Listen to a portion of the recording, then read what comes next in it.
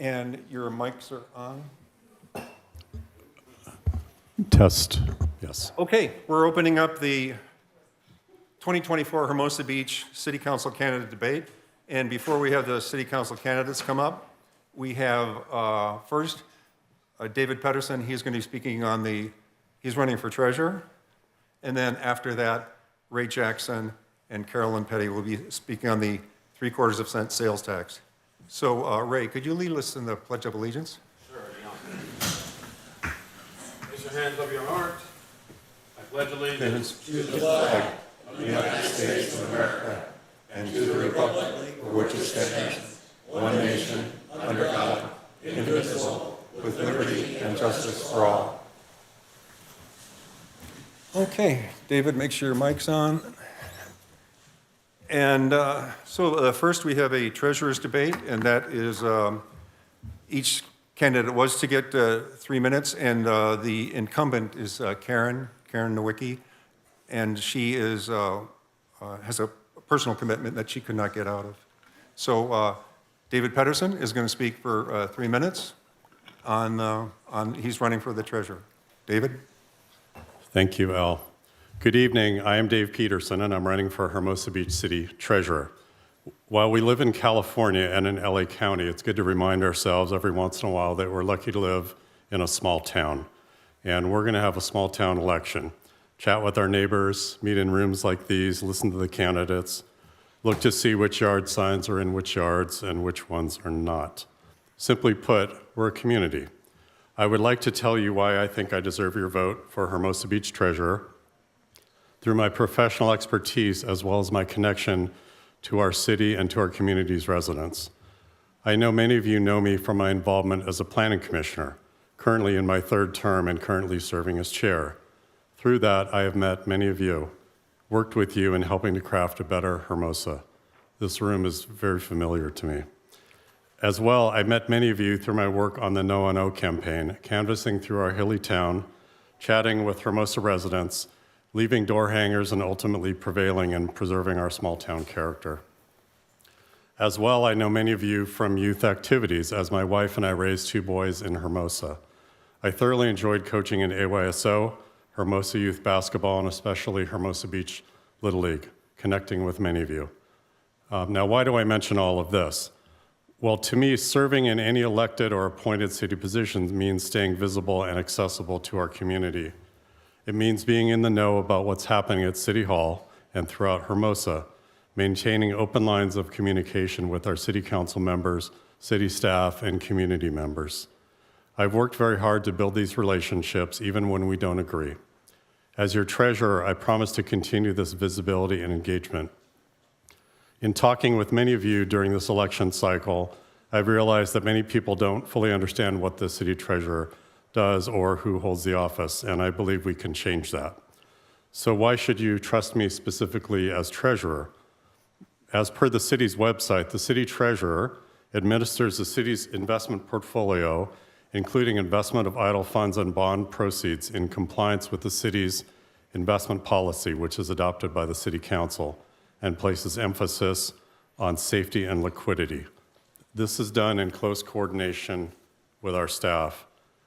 I am the one candidate that works full-time as a financial planner and investment advisor. As the founder of my firm, Hermosa Advisors, I work with families both within California and nationwide to chart their financial path. And a huge part of this is understanding financial and capital markets and how they fit into the needs of the client, which is what the city treasurer does in implementing Hermosa's investment policy. I have passed multiple exams, including the Series 65 Investment Advisor Representative exam. As well, I'm a UCLA Anderson MBA with a heavy dose of finance and accounting coursework. I am both well qualified and always learning, attending multiple financial conferences, CEU events yearly, as well as ongoing informal peer learning. This is what I do professionally, full-time. The city and its investments will benefit over time from having this enhanced perspective. As well, I look forward to engaging with peers in other cities to learn about and adopt their best practices. In conclusion, you don't need to remember all these details, merely that you know me and can trust me with managing Hermosa's investment assets as a member of our city team. I am always available to answer your questions and respectfully ask for your vote on Tuesday, November 5th. Thank you. Thanks, all. David. Okay. David's going to be getting up, and what we're going to be doing now is going into the debate where the city has voted to put on a measure HB. Measure HB is up for a vote, and that is a 3/4 cent sales tax. And Raymond Jackson is here, current city council member, and Carolyn Petty. And Ray will be speaking for Measure HB, and Carolyn will be opposing it. And they get 2 minutes each first, and then when they finish that, they'll get a 1-minute rebuttal each. So Ray has decided he's willing to go first. And Ray, take it away. Thank you, Al. Thank you for putting this together. Thank you all for coming out this evening. This is a very important election, and Measure HB, as Al said, will be on the ballot. We cannot rely on hope alone to solve the pressing financial issues facing our small beach city. Hope is not a strategy. Your city council is committed to taking decisive action and providing the leadership and vision necessary to address our city's needs. When we look at budget projections, spending, and revenue, it's clear why every council, going back decades, has acknowledged the need for new revenue streams. But talk alone isn't enough. This council has made the right choice to secure our financial freedom without placing the full burden on Hermosa Beach residents or business owners. This tax measure would be shared almost equally by visitors and tourists. Remember, it was only a few years ago that our city, in a desperate search for new revenue, thought it was a good idea and approved offshore drilling, with a pipeline running directly to the center of our town, commercial and residential area. No oil was the right decision, but it came at a $17.5 million settlement price tag, a price tag that we're paying until 2035. That's $17.5 million that's not being invested in our streets, parks, and essential city services.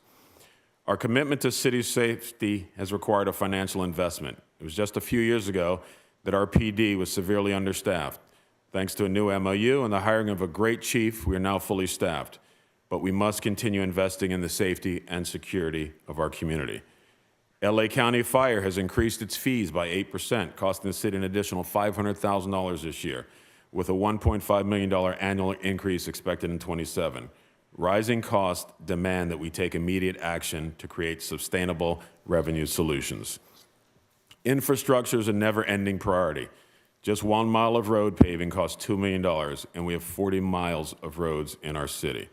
We most recently approved 2.2 miles of road east of the highway on time and under budget, and have another 4 miles approved for upcoming work. We also have to continue hiring and retaining the right staff members necessary to deliver the first-class services that this community demands and deserves. Ray, you can summarize? Inadequate space across city facilities is also an area we must address to ensure future efficient services, and that's why I'm advocating that come November 5th, we all vote yes on Measure HB. Thanks, Ray. So Carolyn Petty. All right, thank you. Oh, I'm older now, so now I have to wear these, okay. Hermosa Beach doesn't have a revenue problem, it has a spending problem.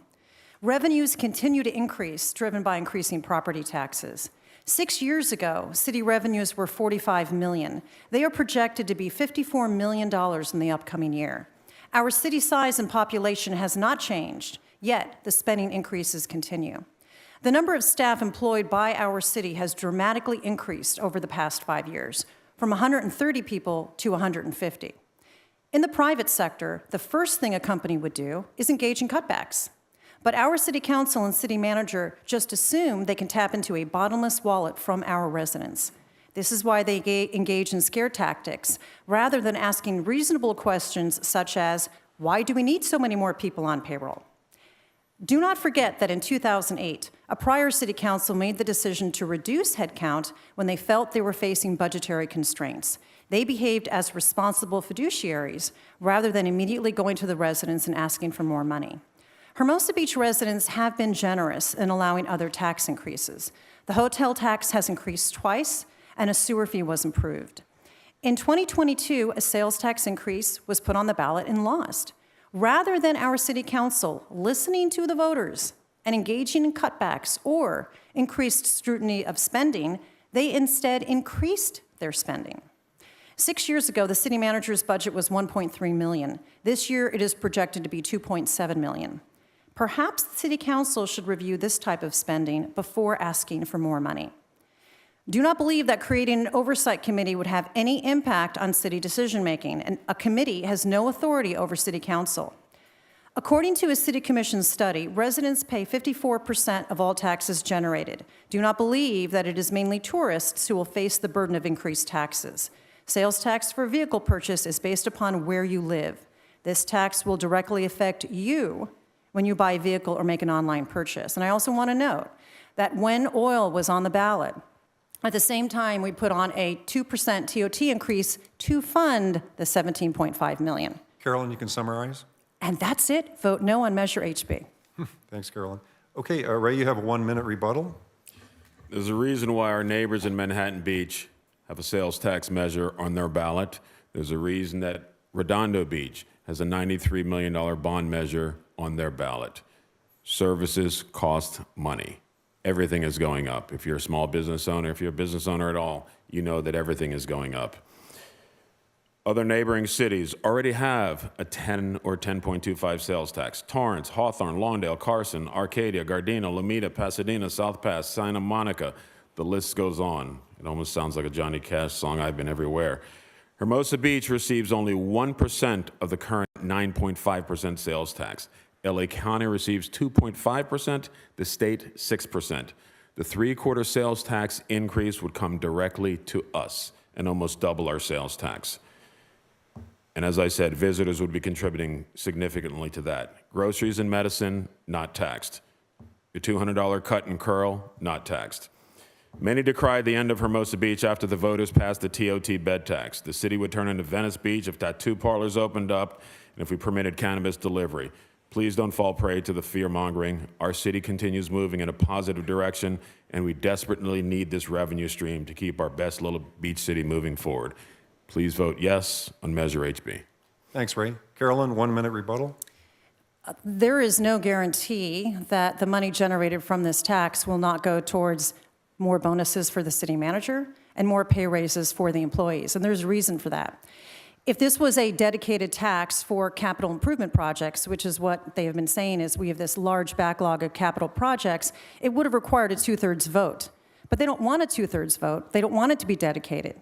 It's much easier to pass it with a 50% plus 1 vote. And this is why it is a general fund tax that will just go into a slush fund with no guarantees. And the other thing that I just want to say is that one of the reasons there is a massive capital backlog is because all the projects run pretty much over budget over time. Why is that? Because everything has to be an environmental showcase. Everything has to be a demonstration project. All you have to do is look at the bathroom project happening that finally happened after many, many years in the park restrooms. And then look at what they're talking about with Lot D right now. Lot D, a few years ago, $751,000 budget. Now it's up to $1.8 million. Look at the fine print, environmental showcase. Carolyn, you can summarize. Okay. Until there is a leadership change on city council and with the city manager and the priorities change, they do not deserve more of your money. Thank you, Al. Okay. Thanks, Carolyn. Raymond? So we'll have 2 debaters come up for the bond measure, BC, which is put on by the Beach Cities Health District. Marie and George.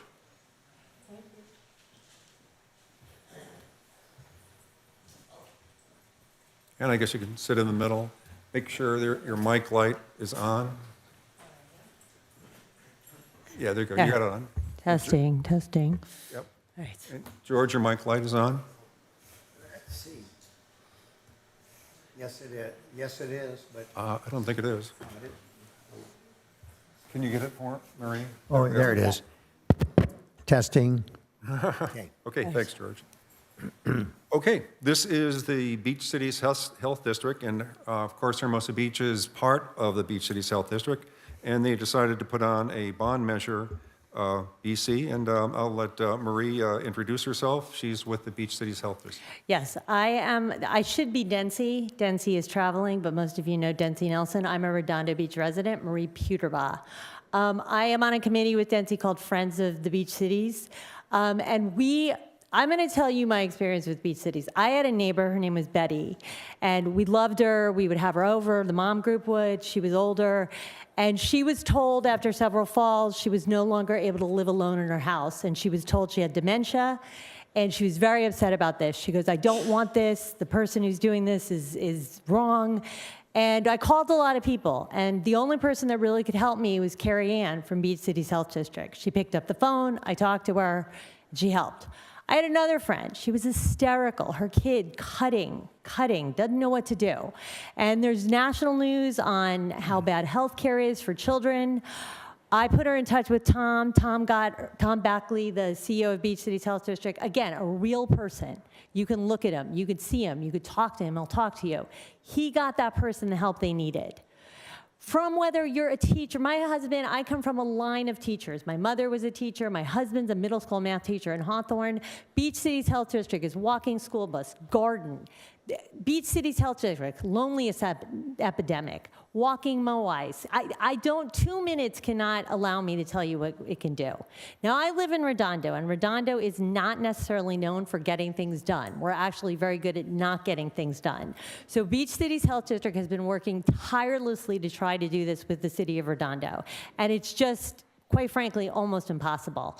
So we are asking residents for a $24 annual contribution from this bond on an $800,000 assessed house. So if I told you, if I passed around a basket right now and I said, 24 bucks a year, sorry to ask, but for this, from kindergarten until 90, Beach Cities Health District will pick up the phone. You can talk to them and they will help. Would you put $24 in a basket once a year for that? Would you? I think you would. I don't think a lot of people would say no. Now, not everybody would, but most people who would put it in a basket for one concert in the park would do that. So we are not essential. This could go away, and you don't appreciate what you have until it's gone.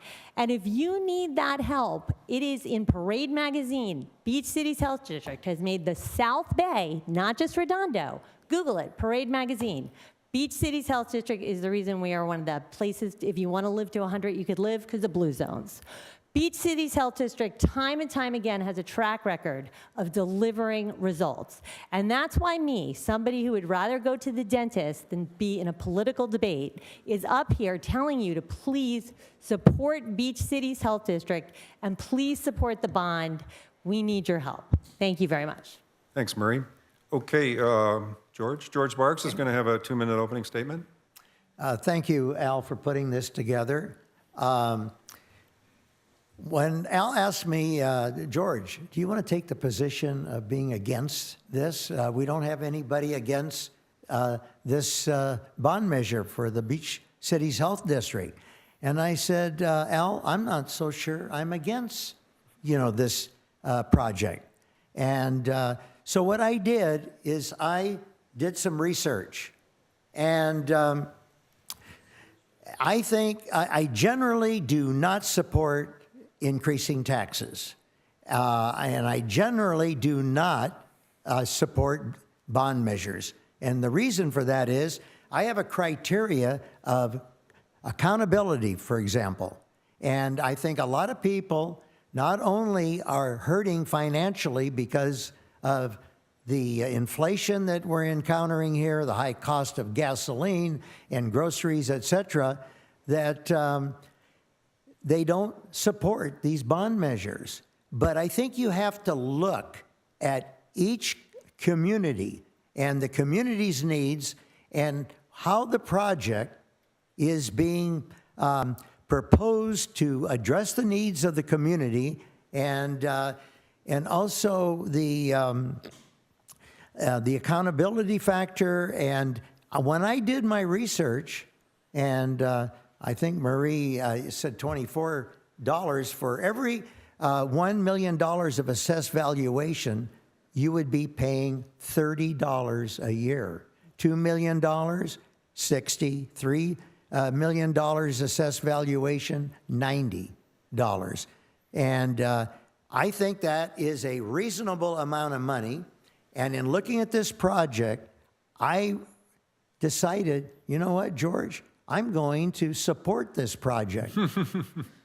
And I'm going to vote for it Because, look, we have a real issue here with our senior citizens, our young people, 12 to 25 years of age. And with the pandemic and post-pandemic, we got a lot of mental issues with these young people. And we're going to expand, this project expands the senior citizen, facility. So I think it has a lot of positives, and I'm going to support it, and I'm asking you to support it as well. I think it makes a lot of sense. Thanks, George. And 1 minute rebuttal, Marie? Best debate ever. You talked him into it. I love it, and I agree, and this is exactly it. And again, I am sorry to come to Hermosa from Redondo and have to ask. I really am. But Beach City's Health District delivers. They really do. And now that I don't need to debate, and thank you so much, if you need help, Beach City's Health District is there. And I would ask people, you could look at the cost of dying broke, which has been in the New York Times, and NPR called it the ghost network for mental health. And anybody who's ever needed help, have you ever called those 800 numbers? Press 1 for this, press 2 for this, press 3 for this. It is very difficult. So now that I don't have to sell you on this, because I don't have an opposition, I'm telling you, if you need help, Beach City's Health District is a servant leader that delivers. And I want to thank you very much, because I was nervous all day about this debate, and I am so happy. Okay, you're welcome. Yeah. Well, thanks, Marie. Great job. Okay, George, someone told me that you might be running for something. Maybe you could Yes. tell us what's going on there. And I want everybody to know here that I didn't ask Al that do I have an opportunity to promote my candidacy for California Assembly District 66. But he's letting me do this, okay? And some people say, George, why are you doing this at your age? You should be going on cruises. You should be traveling and going all over the world. And I said, look, I believe in public service. I was on this city council for 12 years. I was mayor 3 times. I was born and raised in this city. And when I see this legislation coming down from Sacramento, and a lot of this legislation is being supported by my opponent, I don't like it. We have a one-party state in Sacramento, and I'm a conservative, but I am a middle-of-the-road conservative. In fact, I like to believe that I am a progressive conservative.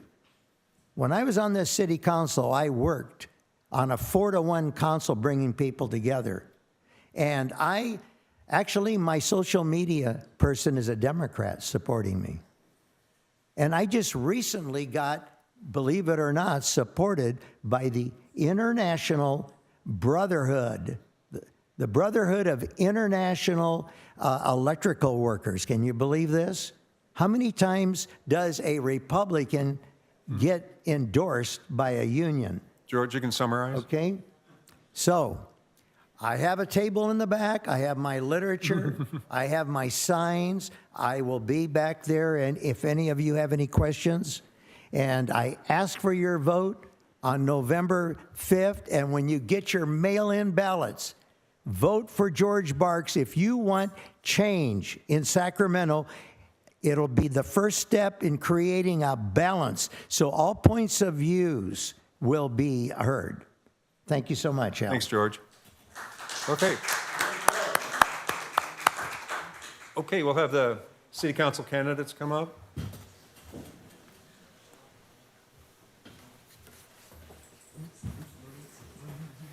Hey, honey. Hey, good evening. Did you want to sit in the middle here or one side or the other? I'm not particular. Oh, here? Yeah, that'd be fine. And you know what, I gave you an option on your, you could either have that one or there's Giannis too, but is that one okay? Yeah, that's fabulous. Yeah. Yeah, I appreciate that. Thanks. And thank you for pronouncing it. That rarely happens. Thank you. Okay, oh yeah, we're gonna sit up here. I'll tell you an anecdote about it later. And there's Brian.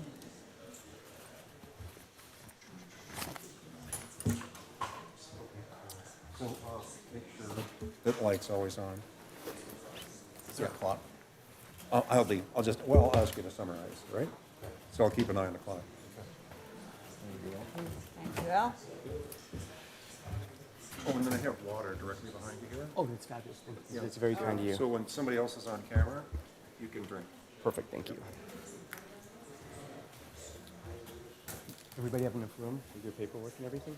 I don't think so. Okay, we're ready to go here. And we have 3 city council candidates. We have Giannis, he likes to be called Yanni, and I'll call him Yanni tonight. Thank you. Yanni Lang, and Elka Warner, and Brian Scheel. And a couple words about, there are 2 other candidates running, and one is Michael DeToy. He's a current city council member, and he is a firefighter from the city of Riverside. So I was just up in Idlewild last weekend, and Idlewild and that whole area where Riverside is, has problems with fires. So because of that, normally he could switch out his shift without too much difficulty, and then he'd be able to participate here. But because of the fire season up there, there's mutual aid and whatever, and all the shifts are much more heavily burdened. So Mike wanted to make it, but he couldn't make it because of the fire seasons and the demand up there that they're having. So he's a city of Riverside firefighter. And the next candidate is Michael Keegan, a former city council member for 2 terms. And unfortunately, I'll give you a little explanation on that. That basically, Michael's on a trip, but I worked really hard to try to get it on Zoom. Have him come in on Zoom, which they do have other. We have done, in the past, they've done when people speak, they can give public comments, sometimes using Zoom. But in tonight's debate, I wasn't able to use the city's laptop computer, so I had to use another laptop computer. That laptop computer was not mine, and then when you try to sign in, you get a code to confirm to link up with Zoom. And when that code came in, and didn't come into my email here because it's not my laptop. So whatever, that fell apart. And I'm sorry for Michael for where that happened there. And please don't take any disrespect for Michael not wanting to do this. He really wanted to, and just because he's not here. But it was a technical glitch, and I would prefer that we were able to use the city laptop, but I wasn't allowed to do that, so I had to get another laptop, and that laptop did not communicate with my emails. Therefore, I couldn't put a code in to get it up and running. So anyway, I'm sorry for that, and I apologize to Michael for that. Okay, we've got the candidates right here, and we'll start with Yanni, and what we have is the first thing we're going to have is opening statements, and they're going to have 2 minutes for an opening statement, each of them. And Yanni, go ahead. Al, thank you very much. I appreciate you organizing this event. And I'd like to thank the other candidates for caring enough about running for city council. My name is Yanni Lang, 47 years old, born and raised here in Hermosa Beach. And Hermosa has always been at the center of my life. I went to St. Cross, North School, Hermosa Valley, Redondo High, El Camino, and Long Beach State University. But I tell everybody I got my degree from the University of Hermosa Beach. My parents live here, my brother lives here, my wife's a kindergarten teacher here at Hermosa View, and my 3 children go to our lovely schools. I have served as a city commissioner for the last 10 years. As a city commissioner, I've had the opportunity to help improve the quality of life for Hermosa Beach families and seniors. As a city commissioner and board member of the Chamber of Commerce, I've been able to help create opportunities for our local businesses, and I've organized major events and have raised the profile of Hermosa Beach as a fun destination, and I'm a founding member of the Hermosa Beach Chamber Foundation. As a member of the Hermosa Beach Fire Services Citizens Advisory Committee, I've helped deepen our commitment to public safety. I've had a great life growing up here in Hermosa Beach, and I want to make sure that other young people have that same opportunity that I did. That's why I volunteered for the Measure S Citizens Oversight Committee that helped fund our local schools, and why I've dedicated so much time as a Hermosa Valley outdoor education volunteer, a YSO soccer coach, Hermosa Beach Little League coach, youth basketball coach, Hermosa Valley surf team coach, I was the first one ever, and Beach City's flag football. Now I have the opportunity to serve as your next council member. I am humbled to have received the endorsements from past city council leaders, Hermosa Beach Mayor Stacey Armato, Mayor Mary Campbell, Mayor Jeff Duclos, and school board member Carol Resnicek. I'm also endorsed by current Hermosa Beach council members Massey and Jackson and school board member Maggie Bove-LaMonica. I'm supported by local business leaders like founder of Spider, Dennis Jarvis, Hermosa Beach restaurateur Kevin Berry, Hermosa Beach Brewing Company owner David Davis, Mark Mamber of Hermosa Beach Little League, and Fletcher Draghi of everybody's favorite punk rock band, Pennywise. You can see the full list of my endorsements on my website. I thank you for your time, and I appreciate it, and I look forward to serving Hermosa Beach. Thanks, Yanni. And I can mention to the cameraman, I have signs in front of the candidates. I was wondering if we could show them while they're speaking. That way, people on video who haven't seen them introduced will know who is speaking. So a little bit wider when, so you can see their name badges, placards in front of them. And Elka, go ahead. Okay, good evening, everyone. Thank you so much for coming. It's great to see you all in the audience. And Al, he's a neighbor of mine, and we see each other often walking our dogs. Thank you for doing this. Yeah. So I grew up here in Hermosa Beach and attended local schools. My mom still lives here, and I raised my daughter here.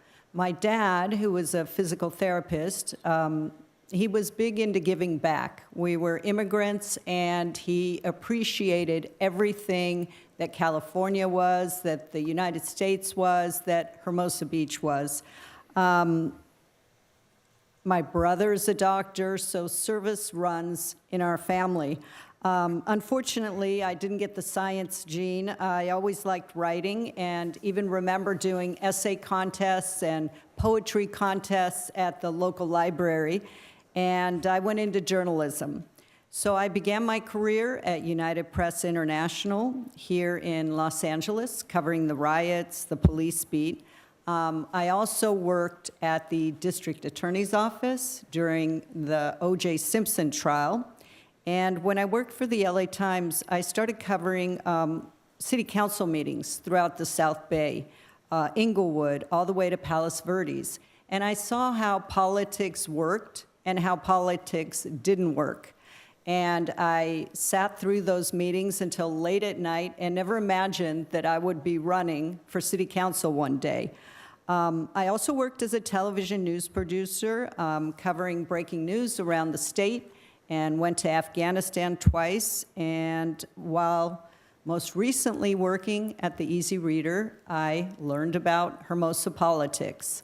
I've sat through these meetings. I see how they work. I'm intimately aware of the issues that are affecting Hermosa.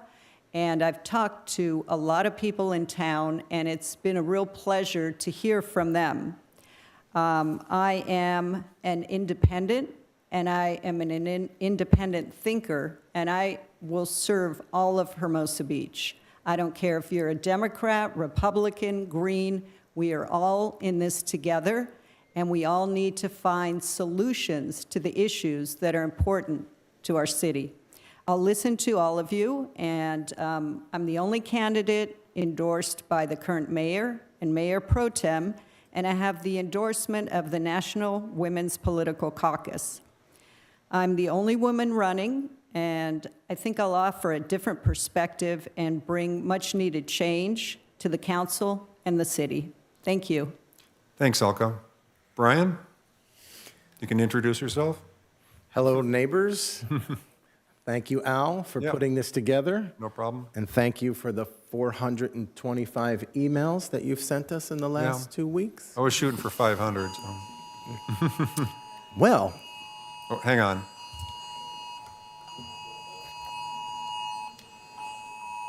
Oh. Oh, we'll just wait a minute.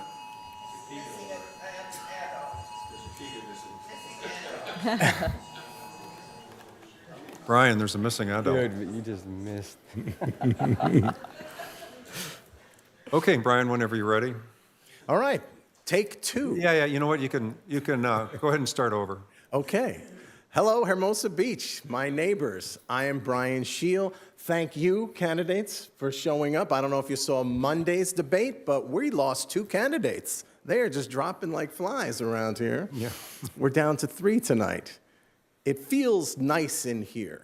It feels like, I'd like to just acknowledge that everyone seems to be talking about the temperature in the room in this place. I don't know if you saw the last 2 city council meetings, but I'd like to acknowledge our mayor, Dean, the Hammer, Francois. Let's hear it for Dean. Thank you, Dean. No wrestling fans, I guess, If you look, Dean and fabulous Ric Flair, they have the same hair. It seems like the whole town is talking about the last 2 council meetings. But I'm sad to report to you, 80% of the town is not even paying attention to what goes on here at the city council. And that is one of the big reasons why I'm running for Hermosa Beach City Council. I think it's time to expand the talent pool on both sides of the dais. That's public participation. And it seems like, I've worked around town. I run a production company, and I've worked in video production for about 20 years. I know what it's like to run a business. As a matter of fact, I filmed the first 8 years of the Hermosa Beach concerts, which now developed into the Beach Life Music Festival, where I still work. As a matter of fact, in this room, 2006, Montrose AV, we used to fix up the cameras in this room. I remember when we filmed all of the city council meetings on VHS tape. Does anybody remember VHS tape? So we used to record that, so I've been in this for a long time. And 25 years ago, I used to have to watch every single council meeting, and it was as painful then as it is now, which is why I want to help the city. I want to give back. I've lived in Hermosa Beach for 25 years. I bought my first house here 23 years ago when it was still humanly possible to buy a house Brian, here. you can summarize? I think that I have a hard time envisioning my son or even young people today having the dream to buy a home in Hermosa Beach. We have to lower taxes. We have to do something, make an attempt to reduce the cost of living here in this beautiful little beach city. Thank you. Thanks, Brian. Okay, we're going to go on to the candidate debate questions, and question 1. And what's going to be happening is we're going to be rotating. So Yanni opened up with the opening statement, so the next person to open will be Elka, and then on the next question, Brian will start. So Yanni, you don't have to always answer the question first. So, okay, what do we have for the first question? Fairly simple. Hermosa Beach has the 0.75% sales tax, measure HB. We just had 2 people speak on it, Ray Jackson and Carolyn Petty. And Carolyn, what's your opinion on that? You mean Elka? Oh, gosh, sorry. I didn't have my head looking up. Yeah, Elka, yep. I am opposed to this 0.75% sales tax because I think we have to do everything we can to give a competitive edge to our businesses. This will not only affect businesses, it will affect residents. And, with inflation and the price of gas and food, it's not a good time to institute any kind of tax increase. The city has spent more than $30,000 on this fact sheet, which is, I believe, very one-sided. They've also got a video and have spent another $30,000 on educational material. It does not, like I said, present the other side. I will. The new sales tax will cost a household an extra $183 a year. That means you'll be paying about $427 a year in local taxes for the next 20 years. That's in addition to county and state taxes. And there is no guarantee, as Carolyn said, that the city won't use this $3 million in extra revenue for things like finishing the capital improvement projects or paving the roads. We have no guarantee they won't use it for staff and bonuses and increasing the city government. Voters rejected this 2 years ago, and since then, the city hasn't shown any fiscal restraint. And it seems to me when they don't have enough money, they come to us, the taxpayer. And I say enough is enough. Thank you. Thanks, Elka. Brian? Thank you, Al. Thank you, Elka. I think the best thing that I can say about this tax measure is that at least it is on the ballot, where I think any tax increase, of course, or any fee increase should be on the ballot so the residents of Hermosa Beach can decide. Like Elka said, this is general fund money. It can be spent any way the city feels it should be spent, even in closed session to settle lawsuits, for example. This was on the ballot in 2022, and the voters rejected it. Now they're bringing it back because they got a better PR company to make the flyer. And I think they spent more than $30,000 to make this flyer. And the video was beautiful. I wish I produced it myself. It was great, but I'm sure they spent a lot of money on that. And it just seems like, and I also think it's very one-sided, and if you see the arguments for and against on the website, our city attorney, Patrick Donegan, says that this is a neutral presentation of the facts as education. It's really not. It's definitely an advertisement to vote for this tax. I just don't like when the city takes our money, spends it on a three-color, beautiful brochures to get more of our money. And then they compare the other surrounding cities with their sales tax and say, Redondo has this and El Segundo has this. That is because we are better and we have a lower sales tax. And we need to keep it that way. It makes the city more attractive. It makes the city less cumbersome with paperwork and filing, even for businesses. People will come here, and that extra money makes it more attractive to come to Hermosa Beach. Thank you. Thanks, Brian. Yanni? Thank you very much. I'm not in favor of the sales tax. Americans are dying from 1,000 paper cuts due to inflation. I have a family of 5. Groceries cost an arm and a leg, and gas prices aren't getting any better.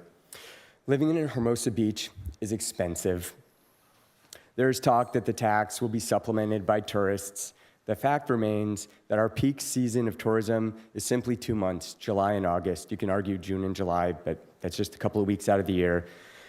That leaves 10 months for our Hermosa Beach residents. It's our residents that will feel the tax increase. We are the ones buying back-to-school clothes from our local shops. We are the ones buying surfboards, e-bikes, skateboards from our local stores. We are the ones who are buying birthday gifts and holiday gifts from our local stores 12 months out of the year.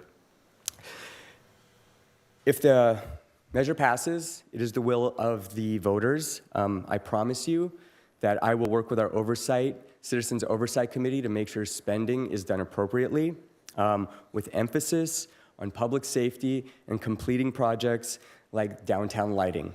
Thank you very much. Thanks, Yanni. Okay, we'll go on to the next question. That's question 2. And that will be something that was just debated, and that was on the Beach Cities Health District. It's a bond measure BC. And Brian, you'll go first. You have 2 minutes. Thank you very much. It is very expensive to live in Hermosa Beach and the Tri-Cities beach area, which it's Manhattan, Redondo, and Hermosa that will be voting on the Beach Cities Health District. The best thing I can say about this is that Tom Backley's presentation was right down the middle, and it was very educational. And the flyer gives you all of the information and all of the presentation. I actually spoke with George Barks about this when you asked him to come and present, and we had a couple of phone calls going back and forth. We were both against it. We're both for it now, which is very, I don't know how this happened, but I have a very personal relationship with the Beach Cities Health District, okay? The Alcove Teenage Outreach Center is amazing. What they do there, it's a place where parents that are at the end of their rope can get help, and I know for a fact they have saved lives there. There is a wonderful radiology in the basement. I forget, it's tied to UCLA, but it's practically the only place around where you can go and get a $30 x-ray still to this day. LabCorp is right there. You can go there.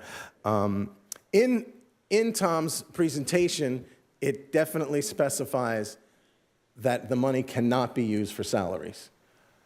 However, there is training that they will do, and they'll use the money for that. If you look at the presentation really close, and Tom, if you can call me back, because I did leave a message, the open space that you're building, it will be beautiful, and I understand the necessity of it. But the buildings themselves generate more revenue, so maybe there's a middle ground there. Instead of losing all of that building, 5, 10, I think, is going. And so I am for the Beach Cities Health District bond now. Thanks, Brian. Yanni? Thank you. I love everything the Beach Cities Health District does for the South Bay. And yes, I am for this bond. It's expensive to live in Hermosa Beach, but this is one of those necessities that helps improve the quality of life for two of our most vulnerable constituents or portions of our community, teens and the seniors. I am for this. I'll support it. Thank you very much. Thanks, Yanni. Elka? I have to be honest, I'm not sure about this bond. I have read up on it, and as a journalist, I always like to do research. So I would like to go and meet with some of the teens at the Alcove Center and see how it's helped them, and visit with some of the seniors. I am not opposed to supporting them, but I want to go, look what's there, look at what's going to be there, and if it's feasible for our community. I do know that other people in the South Bay will be attending, but it seems to me from what I've read, Hermosa Beach, Manhattan Beach, and Redondo Beach will be paying for this, which is okay, but you know, I thought maybe we can get Torrance on board or some other cities as well. But I've heard good things, and now I'd just like to see for myself. Thanks, Elka. Okay, next question will be question 3. And Yanni, you'll be up for that, and I'll read it. So basically, this is it's actually good tonight that we've got 3 people who have not been a city council member before. So one of the things that's going on is when you're on the city council, let's say you've got an idea that you want to get on the city council and you want to get that passed. So generally, you are not supposed to speak with that amongst other city council candidates, because if that turns into a total of 3 candidates, you're violating the Brown Act. And basically, the idea behind that is they don't want city council discussions between 3 candidates taking place at a bar or, you know, at a restaurant or whatever, because basically what they're doing is they're holding a city council meeting. So those 3 people who are, for instance, these 3 right here, if they're city council members, it would be a quorum, and they could agree and say, hey, let's all vote for this, and that's why that's illegal. So what the challenge is for our candidates right here, were they to get on, they'll have a good idea or whatever, so they're going to have to get the support of 2 other city council members. And the way they do that is they'll pretty much have to do that at a city council meeting, which is a Brown Act meeting, and a meeting where the ideas of what they're pitching for and against is done in the public. So my question is this: what are the different laws that you're interested in getting passed at the city council, not existing laws? And so you'll have to understand, in order to get it agendized, you'll need yourself and 2 other city council members, and then it will come up for debate for a city council meeting. And then if you vote for it, you'll need 2 other city council members voting for it in order to be passed into law. So what are your top 3 goals that you'd have in the next 4 years and to pursue getting new laws passed, and what would those laws be? And that would be for Yanni. Well, first, I'd like to recognize my experience as a Parks and Rec Commissioner. First and foremost, in order to get any legislation put on an agenda and passed through City Council, you have to work within the Brown Act. And one of the most sensitive components is the daisy chain Brown Act. So I encourage everybody to pay attention to that as they move forward. Quite frankly, I feel that the city needs to do a better job when it comes to onboarding new commissioners as well as new council members and educate them better on the Brown Act. I remember 10 years ago, it was a concept that was strange and they could have done a better job. Nevertheless, 10 years of experience as a city commissioner working within the Brown Act, I'd like to cite examples of items that I have moved forward at the benefit of Hermosa Beach.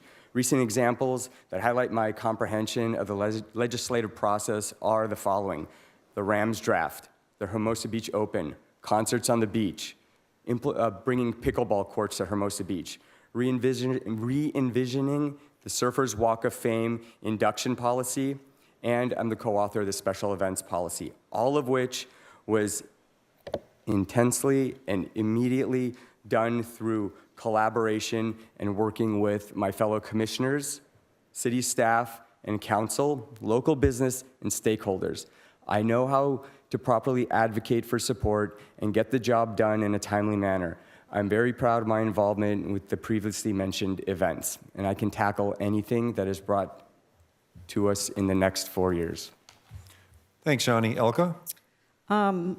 I'm just going to tell you what my top priorities are, and one of them is to have safe streets. I want families to feel safe, whether they're walking on the Greenbelt or downtown. And one of the issues I've heard a lot about when I've been knocking on doors, especially from women, is they're afraid of homeless people that are in our community. And they will go out of their way to avoid certain areas. And I think this is an issue that has not been addressed sufficiently. There are a lot of people that have mental issues, and you never know when they will go off. I was walking on Pier Avenue, and one of our resident people that live here on the streets, he started shouting at this other man, and the man didn't know that he was having a mental breakdown and wanted to fight him. So it was a very volatile situation and very scary for the people walking there. I think we also have to look at putting an anti-camping ordinance here in Hermosa, as they have done in Manhattan Beach, Los Angeles, and everywhere else. We need to look at reducing our homeless population, getting help for the people on the street, making sure they are housed and fed and taken care of. Manhattan Beach has reduced their number of, they had 44 people that were living on the streets. It's down to 6. They are very proactive. They have an app. They will respond to the app, and that is a good thing, and I think we should start doing that here as well. I also want to emphasize smart spending. There isn't a city council meeting that goes by when there isn't a consultant or a study approved. It's out of control. I think we need to use our staff, our in-house staff, to do a lot of these jobs. And one last thing, I'm all about communication. I think we need to have better communication between the city and residents, and allow residents to come here and speak freely and without being attacked. Thanks, Elka. Brian? Ditto. Thank you. Good answer, Elka. That was very good. Listen, the Brown Act also includes text threads and email threads. Cities have been sued for violating the Brown Act in accidental ways, so it is very careful. You have to be very careful when you bring issues or discuss issues with any city council member. I think that a lot of the issues that we have in Hermosa Beach could be solved if we move our local coastal program forward. Our local coastal program was put together in 2017 as part of Plan Hermosa, and it is in a sort of a stalled pattern. It's not getting any results from the California Coastal Commission, which everything you want to do in our coastal area is determined by the Coastal Commission, and it's a great hindrance to get anything done, like Parking Lot D that needs to be done. I think that one of my big changes in policies, my second big change in policy for the city that I would ask the council to do is bring back working on Fridays. I'm sorry, Myra, but I would bring back working on Fridays, at least the building inspectors, to get projects moving a little faster. I think that we need to revisit the Fullerton consulting plan for the new Civic facilities. And I'll get to that later because you're going to ask us about that. I do know that the anti-camping ordinance that we do have in Hermosa could move the homeless into better facilities. The problem is our city council doesn't have the will. I've heard Justin Massey say, we have the resources to help them, which we do, but he says when they're ready. They're ready. Brian, you can summarize? And camping, just because, camping, everyone, it's overnight camping. Well, if there's someone passed out on 14th Street for, at 3 o'clock in the afternoon, he's camping. He thinks it's nighttime, so. Thanks, I Brian. think we should enforce the anti-camping ordinance. All right, so we're going to go on to the next question that has similarities to the one that you just heard, but here's the difference. I think the candidates mentioned some things that they wanted to work on immediately. So these are what are your goals, but that relate not to what they want to get passed, but what they want to advocate for enforcement. So when any of the people up in front of us become a city council member, they have to take an oath of office, and that oath of office is to enforce all Hermosa Beach laws, including municipal codes, and by the way, state of California laws and U.S. federal laws. So my question here is, of the things that you've mentioned already and other nuisance or problems or any kind of issues, what current existing Hermosa Beach laws, municipal codes or whatever, would you want to enforce to address current problems in the city? And that would be for Elka. I think one of the main ones I would want to enforce is the e-bike rules. A lot of seniors have talked to me and said, these kids whiz by, they knock into them, it's kind of a joke. I was on a ride-along with the police, and they had stopped one car for, I think he didn't have a license.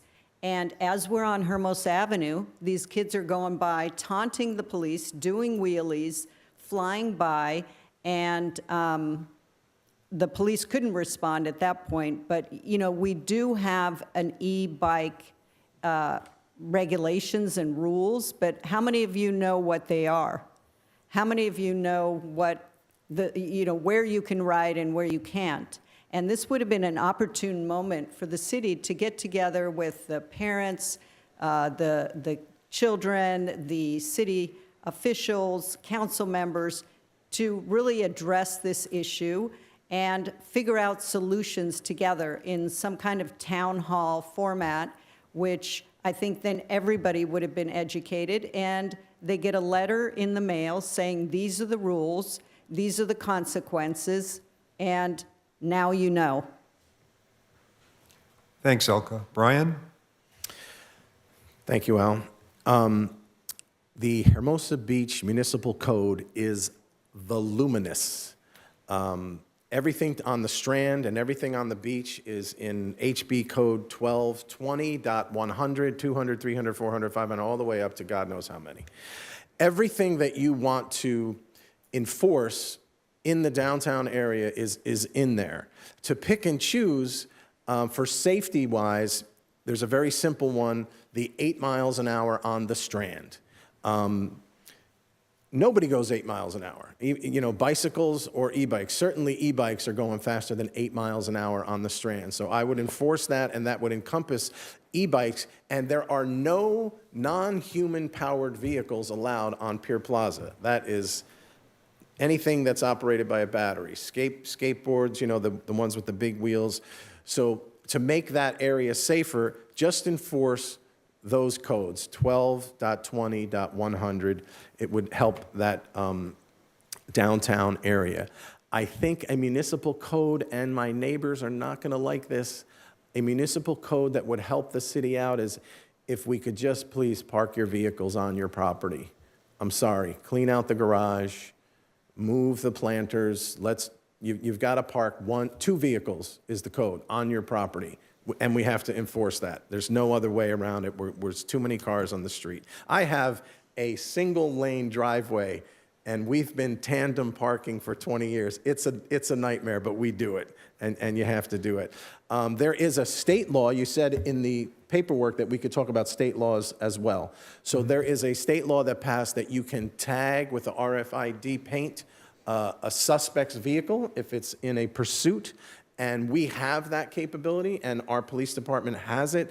They're not deploying it yet. I don't know why, but I would do that immediately. There is also I think that they should enforce DUI not just for alcohol, but a lot of people drive under the influence of cannabis and prescription drugs, and there is a saliva DUI test for that. You can summarize. And I think that we should start issuing those with a person that's suspected of DUI, not just do the physical DUI test for someone suspected of cannabis or prescription drugs. Thanks, Brian. Yanni?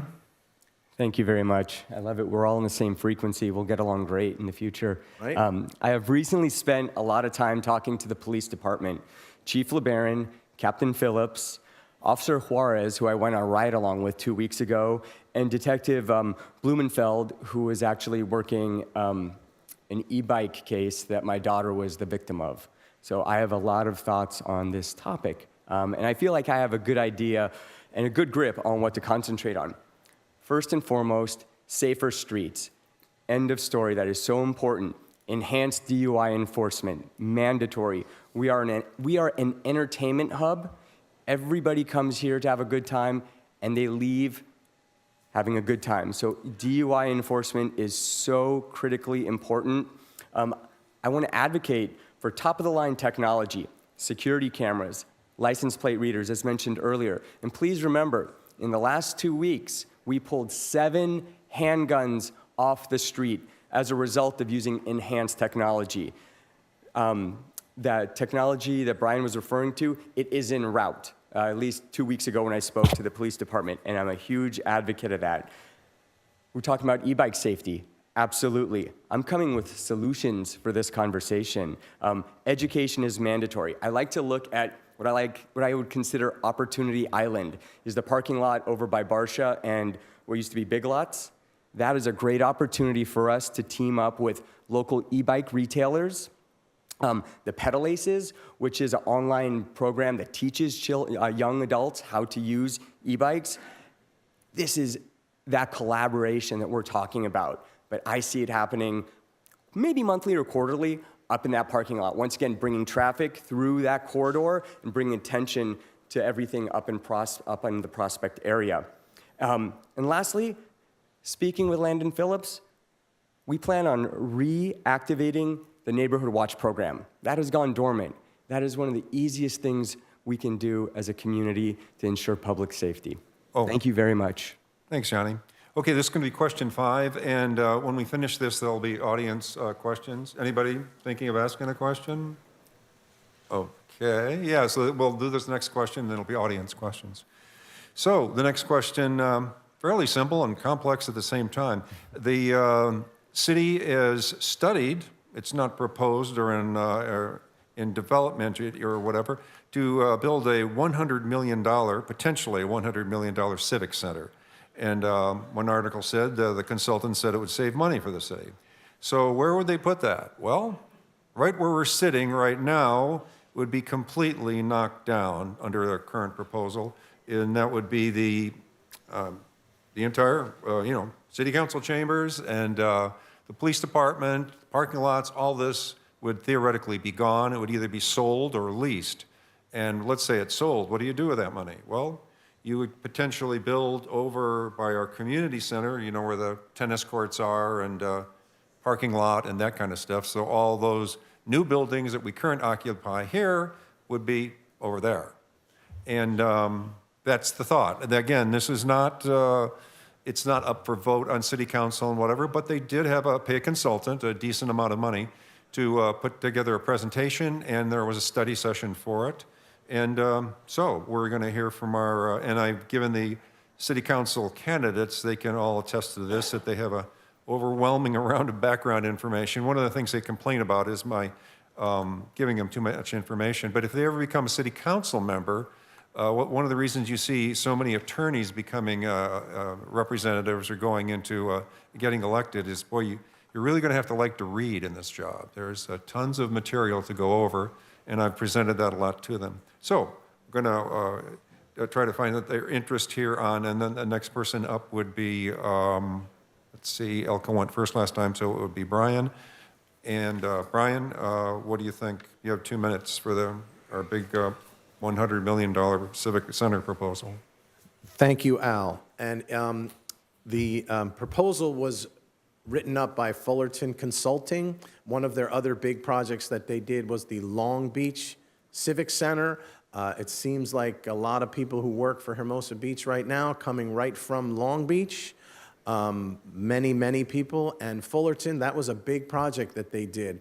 I encourage everyone to go to the council meeting November 28th, 2022, city council meeting on the YouTube channel. The presentation is good and it's very detailed, but it's $120 million, which will be $300 million.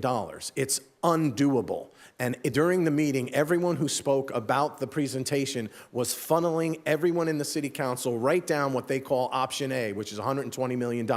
There was option B, C, and D. I have studied this proposal upside down and sideways. I've got the document. I've got the PowerPoint for the Freedom of Information Act. I went through it. I toured the police department today with all of the pictures, with all of the areas that Fullerton Consulting presented to our city council of how disrepair the buildings are. Some of it was exaggerated, some of it was right on target. I'm going to get to that in a second. So they say that this civic center would be potentially financed or paid for by the sale of property that the city owns. We don't own anything that we can sell. That's not happening. $120 million is not happening. It'll be $300 million. Having said all that, I don't know what the clock is doing, but the police department needs to be rebuilt. We own the lot right over there where the storage facility is. Build there, brand new, beautiful, move the police there, then we redo the police department here. The civic chambers here, this is going to have to stay. You're going to have to live with it. That's the way it is. Okay, thanks, Brian. Yanni? Thank you very much. So yes, we're referring to the Fullerton Consulting Report on the Hermosa Beach Civics Facilities Project, not Civic Center. Facilities, plural, that means many different locations. This was presented at my Parks and Rec Commission meeting in August, so I'm very familiar with it. Our facilities are in terrible shape and costing the city a lot of money in maintenance, and this will only get worse. This is not a new topic of conversation. It has been going on for the last 10 years. The buildings under consideration are the police headquarters, the city yard, the EOC, Base 3, which is over there next to the Clark Building, and City Hall. Yes, some of our facilities need improvement, not all of them. Also, there's been no decision made yet. The first steps for the Facilities Community Advisor Group has not happened yet. They're still being formed, and according to the report, community engagement will be starting on September 29th, which will conclude 6/26/25. We have a long road ahead of us for discussion and figuring everything out. My opinion is that I eagerly await to hear the results from the community's feedback, much like we did in Measure S when we had a community oversight committee. And multiple opportunities in town halls. And I really want to clear any confusion regarding this project. I urge everyone to go to read this report and see all the facilities and talk to your neighbors, talk to your friends. Not everything needs to be fixed. This is an a la carte option, much like when we redid our schools. We considered 3 locations and we prioritized it. I see parallels in this project as well. I'm looking forward to working with you on this project. Thank you. Thanks, Yanni. Elka? I have taken a position on this, and I am opposed to a $120 million civic center. I don't think it's a top priority for residents. No one says, gosh, we need a new building at City Hall. I love this building. I love, the old style architecture here. And I think it can be repaired. And I think it can be repaired for a lot less than $120 million. Furthermore, there are 50 outstanding infrastructure projects right now on the books in the city. I think we should get those done first. The Clark Building, the City Yard. City doesn't have such a great track record of getting those done, and now they want to do this massive project that is going to probably double in cost. And I think the most I've ever spent at City Hall is 10 minutes. I've spent more time in the council chambers. Another thing I'm opposed to are all the studies and the consultants that were used for this. I spoke out about hiring a community engagement consultant to talk to you about your views on this. They have a deputy city manager who's an expert who could have done it, or we could have simply sent out a survey and asked people, what are your top priorities? But once again, we're in this loop where we have to hire consultants for every step of the way.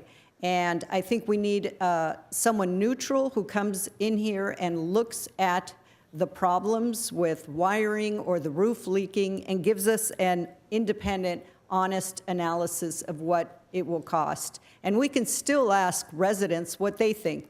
I'm not opposed to that. But with the bathrooms, they were over budget, took years to build, and they're in litigation with the contractor. Thanks, Elka. Okay, audience questions. Anybody thinking of coming up? Yep, come on up. Thanks. So just what I ask is all the audience questions is, pose the question for all city council candidates. Don't really try to bring them out by name. Why didn't you do this or whatever? So they're going to be answering the same question. Okay, I want to thank everyone. I appreciate your views. I could discuss each of your comments to each of your questions. But I've been concerned just in the last couple of weeks. Oh, by the way, I'm Robert Aronoff from 124 The Strand. And I've been concerned in the last couple of weeks about the transparency of the city council and their treatment of residents. My experience over the last few years has been that the agendas get more complex and less ability to see them and see what's going on. I find that the council has reduced the speaking time for residents, and now they are attacking the people that come and speak. And, I think I put in a note in the Easy Reader on an article talking about an upcoming forum where residents can state their opinion. And I said, are they going to come there and be able to freely speak, or are they going to get shouted down if they have an opinion that the city council doesn't like? So my question to you is, what are you going to do to increase transparency with the city council member, what happens in the city, and to increase the relationship and between the council and the citizens who only have, their only input is their opportunity to come here and speak. So. Okay, thanks, Robert. And you're good. okay, thanks, Robert. Yanni, you'd be up next. Absolutely. I couldn't agree more. What's going on right now is tough. Public speaking and walking into the chamber is intimidating. I encourage everybody to watch the last 10 years of how I have led my Parks and Rec meetings. If having the privilege and honor to be elected to city council, I want to be that familiar face, that friendly face that gives everybody the time of day. I'll be that person that listens to you, looks you in the eye, and is going to make you feel welcome. Now, in the way of the agenda, that is something that we could work collaboratively with city staff to try and streamline and provide cliff notes. And actually, I'd like to hear more examples of why it is so difficult to read. I know it takes a minute to get comfortable reading them, so I would love to react to that, absolutely. Once again, I have 10 years of experience in hosting a friendly chamber. I stand by my resume, I stand by my experience. Furthermore, please, if you have the time, you can look at the videos that I've done for the last 10 years sitting here as a Parks and Rec Commissioner. Thank you very much. Thanks, Johnny. Elka? Well, I have personal experience with this. I was the recipient of a lot of attacks, personal attacks, in the last 2 meetings. And all I did was come here and express my view on the media policy, which I think would be shutting out even more information getting out. I don't think any resident that takes time out of their busy day or lives to come here and address the council should ever, ever go through what I did and what John Burry did.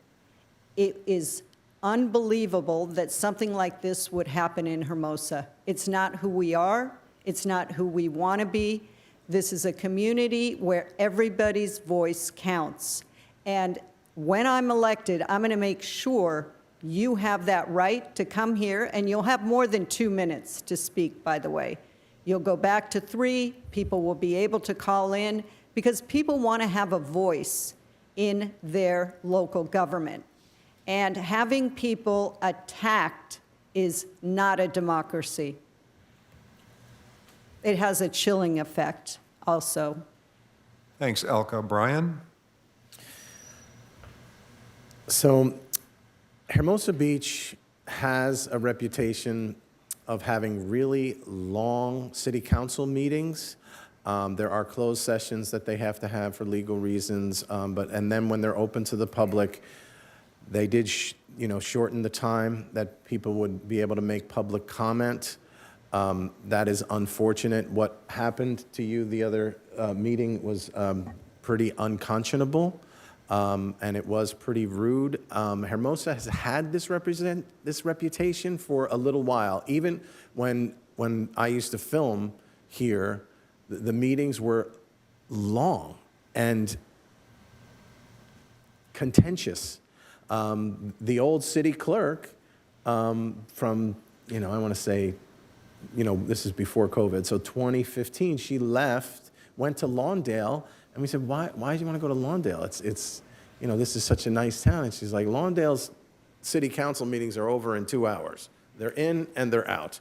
Hermosa has been struggling with this, but the discourse between the public comment and the city council has got to change, and it's got to be better. And I will also listen, and I will put the public comment time back to 3 minutes, and I will also be a friendly face you can talk to and answer my phone during the day, too.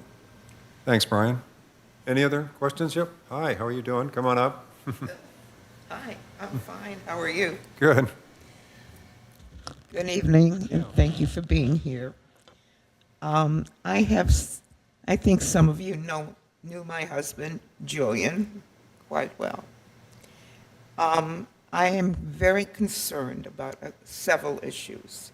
Number one, the disrespect that the city council has shown to the residents by actually not even listening to the questions, by being dishonest when they speak and don't come forward and tell you what they're doing, by not showing the whole plan.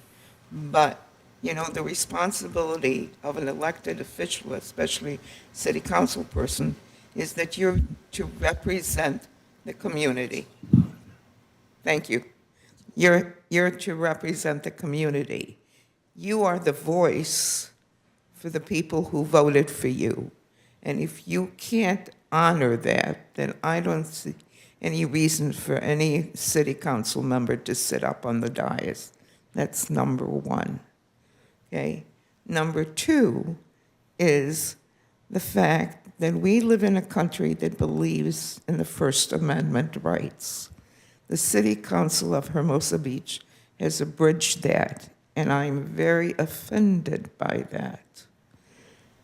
Okay? And number 3, what is the first thing that you would like to accomplish so that when we come to the City Council, residents can feel that they belong here, that you listen to us, that you pay attention to what's going on?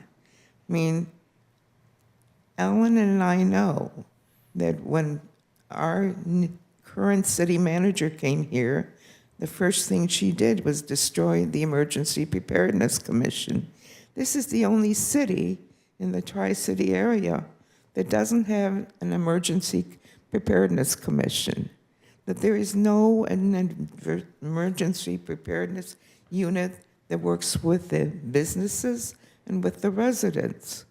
What kind of a nonsense is that? We're close to the water. We have weather that is not uniform.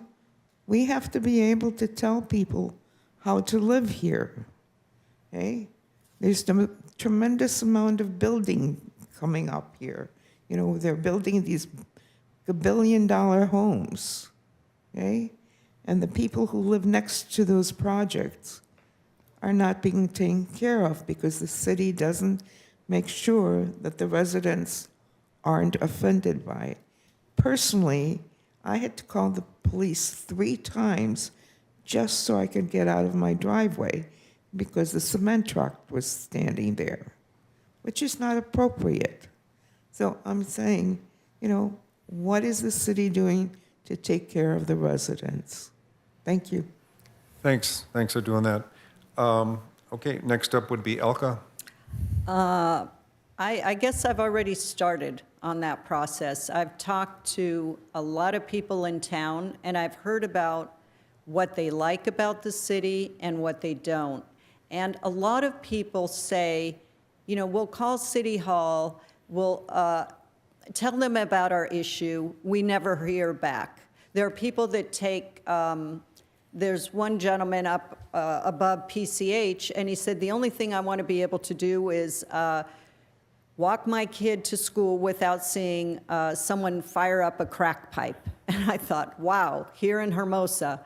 And I said, have you done anything about it? He goes, yes, I've called the city, I've called the police. No response. So I think we need to be more responsive to our residents. I also think we need to overhaul our website for the city. It's very hard to navigate it, and we need to have an agenda that residents can understand. There's a lot of legalese, jargon, city jargon in there, and it's very confusing for residents. Even myself as a reporter, I'd have to read it 2 or 3 times to try to figure it out. I think another thing is give you more time to speak and be more available. I want to be available to everyone and let them know I'm here to listen. And we are the voice of the people, and we should listen to the people. Thanks, Elka. Brian? Thank you. Thank you for the comments. And yes, as city council member, I will certainly remember that we work for the people of Hermosa Beach. We are here to represent you and your concerns. Also, the city needs to remember they work for the residents. The people who work for the city work for the residents of Hermosa Beach. I think that public comment time should be put back to 3 minutes immediately. The mayor is here. Rob Seaman is here. Let's do that for next week's meeting. You know, they could do that very easily. So that should be done. The discourse has got to change. I mean, we're all neighbors in Hermosa Beach. After this, after the election, we're all going to be neighbors again.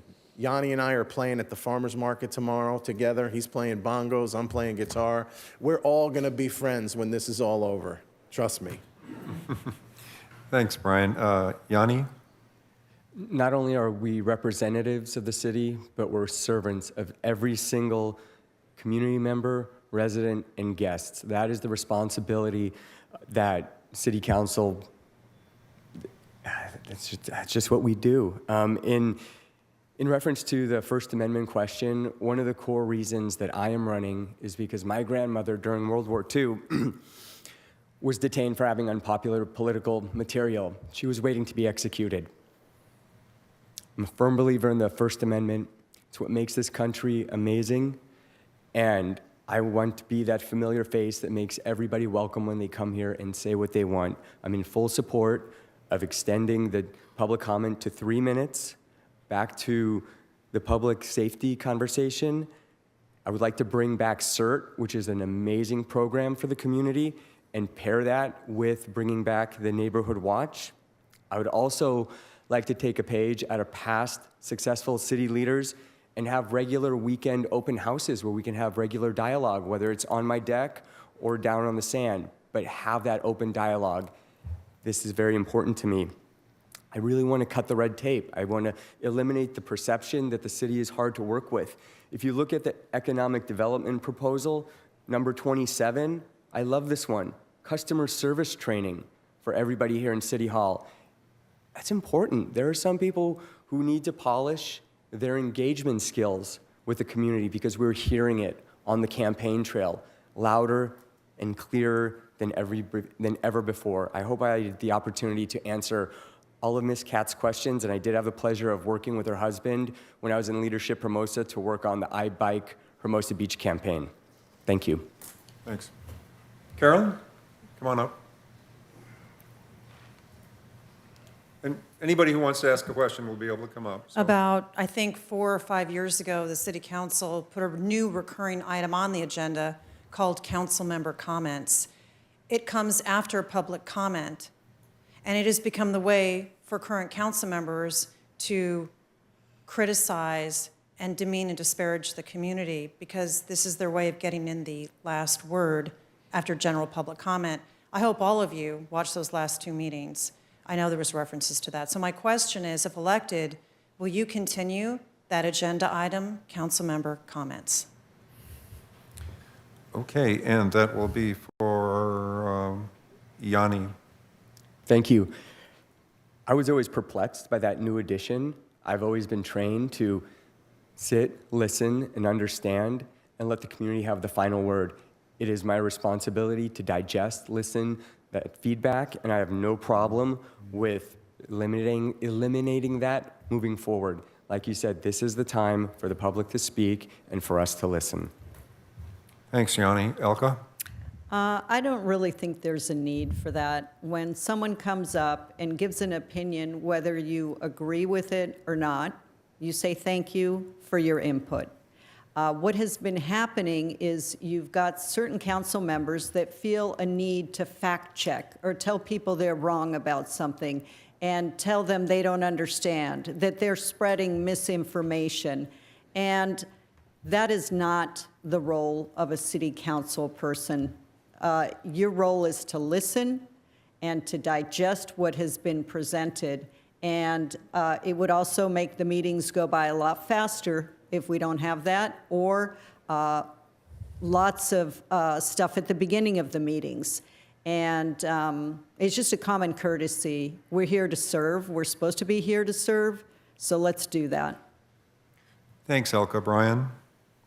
Thank you for the question, Carolyn. It didn't even register in my head. I'm trying to think, why are there all this contentious conversation going on? And that is it. There is no reason for the council member comments to come after public comment. It's juxtaposed, and that's our time to listen to the public. There's no reason why the council members need to get in the last word. It just completely became clear in my head. Why is this happening now? And I didn't know why they added it as an agenda item either. And for all of those reasons, let's get the council meeting shorter. Why do we, look, I wish we could do this at home with my wife. She doesn't have to have the last word every time. Thanks, Brian. Other questions? Hi, Rob. How are Good you evening, candidates and everyone here tonight. I'd like to make first a comment and then put the question. This discussion about council member comments. I think, first of all, it's being horribly abused right now. But I think the reason for it was to present an opportunity for the council to interact with the people who come to speak. And that's not to denigrate them and call them names and so on and so forth. That's horrible, and it has no business in our meetings. But what it should produce is after the public gives their comments, and when they're done, it's an opportunity for us that sit up there to say, you know, you brought up a good thing, and I appreciate that, thank you. What would you suggest we do about this, that, or the other thing? And have a real dialogue between the public and the council, not just call each other names. It's been totally corrupted into that. So I think there's a reason for council comments. I think it's important, but it should be used the way it was meant to be. At least in my opinion, I think that's what it was meant for. Now, the question that I have is, sometimes it's very disappointing to me when we have a very important issue that comes before council. We've prepared for it. The staff has made these huge reports. There's every little rock that can be turned over has been turned over, and every little fact has been uncovered and put together in a report. And we're here discussing it. We're going to vote on it, and it's going to become law. It's going to affect the entire community, sometimes in a very, very serious way. And you look out there and you realize there's 3 people sitting here that are even paying attention. And at home, I think there's a count somewhere on YouTube or something where it shows you how many people are watching on TV, and it's not that many. It's disappointing when there is very little community interest in what's going on. Some people, as you guys obviously are very interested in it. You want to work, you want to help, you want to do this. But a lot of people don't. So my question to you is, what would you do to increase that participation in the community? I realize the 2 minutes versus 3 minutes, the Zoom meetings that were taken away and so on and so forth, I'm in with that. Let's fix that. But what would you do to increase the interest in what's going on in our community? That's my question. Thank you. Thanks, Rob. That would be for Elka.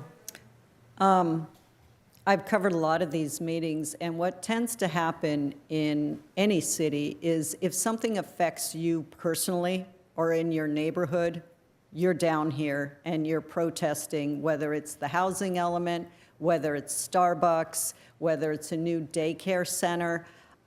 People in Hermosa Beach get involved when it affects their lives, and that's just a reality. I think one way to increase public engagement is to make people feel welcome, to have hours where you're available to them if they don't understand something, explain it to them. But people are extremely busy, and sitting through a 4-hour meeting is sometimes not possible when you're raising children or you're working. And I also have noticed that oftentimes those controversial issues get pushed to the end of the night and late on the agenda, which also doesn't, engender any kind of civic engagement. They're waiting and waiting, and that would be something that I change too. If there's something that is a big item, move it earlier when everyone's here, and have them speak and show the respect that it goes back and forth. And I think that's how you increase trust and you increase transparency as well. Thanks, Elka. Brian? Thank you, Rob, for the comments. And it is very important. In my opening statement, I said, since I've been in this town, we've been playing musical chairs with city government for 20 years here. It's all the same people. They're on the city council, they move over to the Parks and Recreation, they move over to the Planning Commission. They're all moving around the same group of people. And that goes on the dais, and that goes for public comment also. We need to get the public more engaged in what's going on in the town. We need to expand the talent pool on both sides of the dais here. And, Anthony Higgins, I'm sure he's watching at home. You're my hero, dude. You are every meeting. You're there. You're well informed. You're in it. We need 100 of you. We need, John Burry, you crack me up every time you come in. But we need 200 of those. And our community, we need to outreach. I'm thinking free pizza is what I think. I got 1 vote. I got 2 votes. There it is. I'm not buying vote with pizza, but Okay, oh, you're done, Brian? we keep the meetings moving along. We keep the agenda fast, and we spread the word to the public that they need to come and get engaged with the city council. Please. Okay. Thanks, Brian. Yanni? No, this is a wonderful question, how to increase participation. I think that is why we have 5 people up here. Everybody is going to have their own approach on how to communicate with the community at large. Personally, I will do that through my family network, through my coaching, through my volunteering, and other volunteer components in my life, whether it's the South Bay Board Riders Club, Chamber of Commerce, et cetera. The list goes on. That's how I will do it. I also like the strength of Instagram social media to really alert people in advance about these items. It is one of the easiest and most direct ways, and it wouldn't stop with a personal one. It would begin with a personal one and challenge the city to get that information out there sooner. Walking and talking, just like being on the campaign trail, you gotta put yourself out in public. You can't just hide at home. You have to go out there and talk. That's what all of us here are doing. Making sure you identify stakeholders within each agenda item. How do we get more interested people in here? You find out who's who, which agenda items. Talk to that person. This is a small town. We should be able to identify that rather quickly and go after it. Also, making yourself available, whether it's the emails or, once again, hosting regular meet and greets and getting the word out earlier or as early as possible. We're a small town. We're a homey town. We need to start talking and treating each other like that.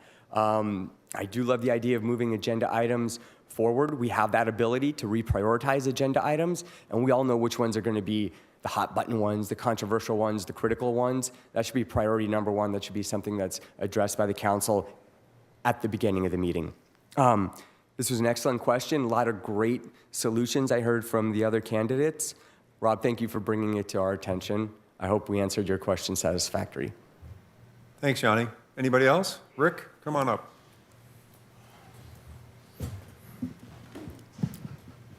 No, I think, okay, we'll do it this way. It's a pleasure to be here tonight and be able to speak with all of you. Most of the people in the room already know who I am and what my history is, but for the record, my family's been here, well, my great-uncle got here in 1897, 10 years before it became a city. My family is responsible for building the bank and the theater and all that kind of thing. I've been here my whole life, 50 years as a building contractor and designer, built a lot of the restaurants, nightclubs, that kind of thing. I've worked on all of the city buildings here in town. The City Hall, I built the museum, the EOC, worked on, I forgot what is it, Building C over there. Point being is, I want to bring a message of positivity and reality. I believe that my frame of reference and my programming allows me to have a kind of a unique perspective. We love this town. There's a reason that people move to a small town, a very good reason, and that is, number 1, accessibility. Having a sense of community, which I think is ingrained in all of our DNA. All of us want to have that sense of community. If you live in downtown Los Angeles, you know what, if you want to go see the mayor, good luck. Good luck. If you live in Hermosa and want to see the mayor, you grab a 6-pack and go over to his house on Saturday. Okay, I don't know about Dean. I'm talking generally speaking. I can see what you're. I can see your wheels spinning there. So my message of positivity is: we live in a very, very special place, very unique place. The vibe is almost undescribable. There's almost no words to really explain what goes on down here. And we have hundreds of thousands of people that come every year that want a small slice of the pie that we have all year. Okay, it's our responsibility to remember that and to realize that we're never going to get across the message and the what needs to be done in this building to everybody in town. You can try as hard as you want. I gotta say, especially with increased property prices, et cetera, the fact that our transient population has gone down, but our population has stayed static, okay? People are spending $8-10 million for their house. They have dual income households. You know what? They're not gonna come to City Hall until their sewer's backed up, quite frankly. That's the reality behind it.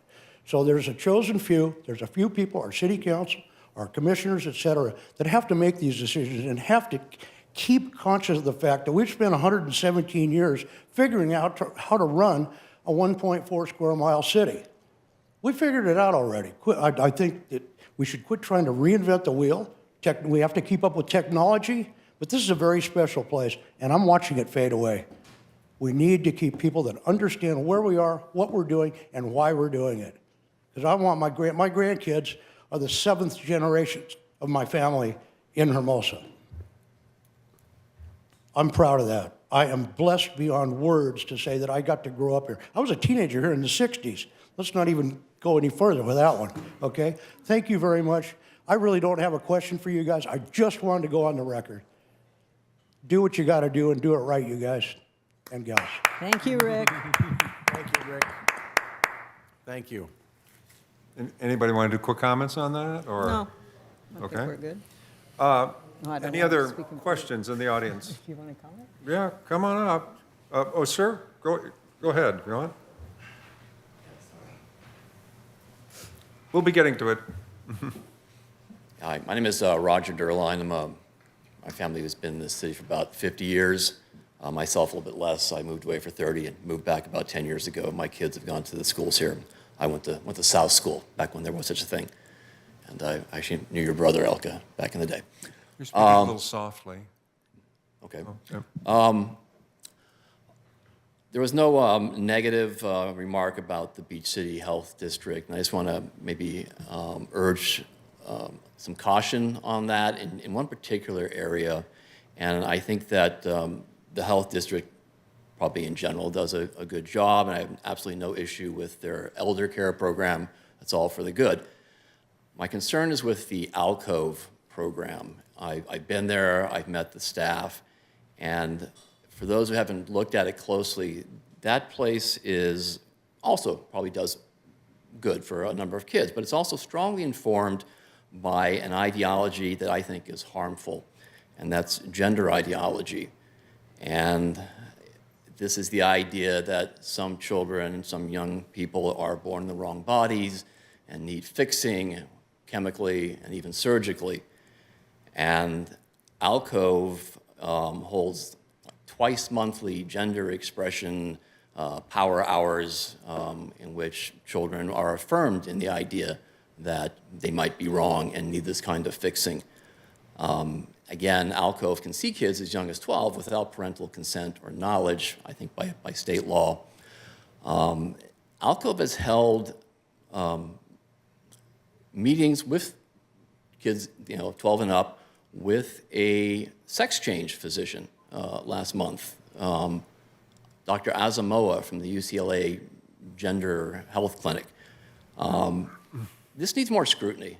It certainly needs more scrutiny from me before I send the money every year. That's it. So I encourage, if those of you haven't made up your mind about Alcove and Beach Cities, to maybe have a closer look at it. And certainly, if you're in office, maybe have somebody come down and answer some very pointed questions on the record. Thanks. Thanks. That'd be for Brian. Thank you, Roger. I hadn't been informed of that, and I would like to continue that conversation with you, either after the meeting or there are concerns with the project structurally and what they're doing with the land. The bond issue that the voters are voting on is for renovations, tear down of the building the wide open space, which is kind of my concern with losing a building for another park, which is a discussion to have. So the care that's offered there is not up for the vote. I understand your point, and I would like to continue this conversation with you. Thanks, Roger. Thank you. Thanks, Brian. Yanni? Yeah, equally, that's information I haven't heard, and upon presenting it, thank you very much. I'll do further investigation on my own. I appreciate bringing that to our attention. Thanks, Yanni. Elka? Yeah, I haven't made a decision, so I'm going to look into that, and thank you for bringing that up. Thank you. Yeah, come on. Go ahead.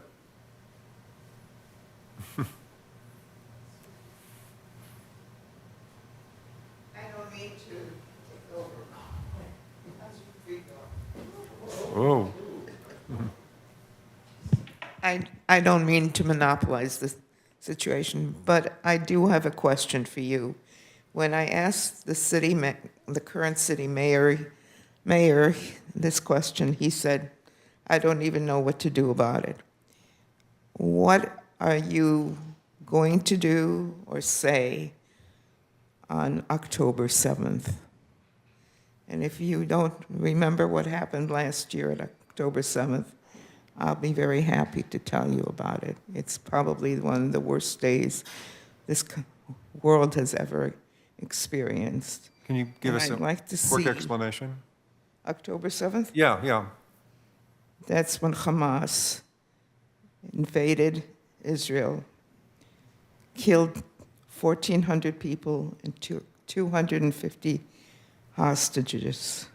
And it started a war that's still going on. And I have to tell you, it's probably one of the worst days of my life. Just so that you understand, I was born in Israel. I know what it's like to live in a war. But if there is a program called NOVA, it's in Culver City, and you can go and see the videos of what Hamas did when it went into that concert and killed people all over, and what they did to the people that they took in as hostages, and how they absolutely abused the bodies. It is horrific. But we all have a responsibility to speak up against this kind of violence, whether we do it in schools, in the newsprint, from the dais, everywhere. If we hope to build a unified community, we have to speak out against this kind of horror. Thank you very Will much. you give the name again of where you can see the videos? It's called NOVA, and it's in Culver City. The admission is free. If you go in there, make sure you give yourself plenty of time. They have plenty of tissues there. They have videos of the people who survived it. The videos are all English subtitles, and you walk out of there and you cannot speak for a long time. It is exceedingly painful, but I think it's worthwhile for everyone to come in and see it, and to take as many people as you know to come with you. Okay, we are all damaged by this. Thank you. Thanks for that. Yanni? I appreciate you bringing the Nova location to our attention. I do intend to go and check it out. As somebody whose family had to flee Europe during World War II, I understand not exactly, but when you have to flee and you don't have a home anymore, it's tough. And my grandparents had to go through that. And once again, thank you for bringing this center to our attention, and I do intend to go. Thank you. Thanks, Yanni. Elka? I will text Alan where to go to Nova. Okay, yeah, I have their emails. I'll forward it to them. Thank you. When I was a producer, I went to Israel, to the Jerusalem Bureau, to work for 6 weeks. I was actually 5 months pregnant, and I remember covering suicide bombings there, shootings, and it was during the Second Intifada, which is the Palestinian uprising. And I thought that was some of the worst violence I'd ever seen. And when I heard about October 7th, it was unbelievable, and I couldn't even fathom what the people at that festival went through, and that there are still hostages, and that we're going back and forth, and that the people of Gaza, are fleeing and trying to find shelter as well. I think on October 7th, I would have a memorial, and I'd also encourage people to really educate themselves on both sides of the issue. I think people have reactions to what they see on social media, and there's a lot more, there's a deeper history there, and people should be listening to all sides. Thanks, Elka. Brian? October 7th was one of the most horrific days in human history, worse than the Holocaust, more brutal than the Holocaust. God said, I will curse those who curse Israel. God also said he will bless those who bless Israel. We as a nation, we need to stand with Israel. We in Hermosa Beach, we should have a memorial for what happened on October 7th was inconceivably brutal, and I encourage all citizens to go to Nova in Culver City and watch those videos, because there's misinformation online that says it didn't happen. It happened. I spent 10 years working at the Kehalat Israel Temple in Pacific Palisades and the University Synagogue. Rosh Hashanah is coming up October 4th. And so Rosh Hashanah will be going on, the high holidays will be going on October 7th this year. And yeah, I encourage everyone to reflect and go to Nova in Culver City and see the videos. And thank you for bringing it up. Thanks. Thanks, Brian. Thanks all the candidates for that. Any other questions, audience questions? Yep, come on up. Hi, my name is Laura Pena. I'm a business owner and a resident. I want to thank you for bringing that up, Gila. I came over here after listening. I've been out of town, so it's really late for me. It's like 3 in the morning for me. But I heard you guys speaking, and I heard Mayor Pro Tem. Thank you for asking that question. It's an important one.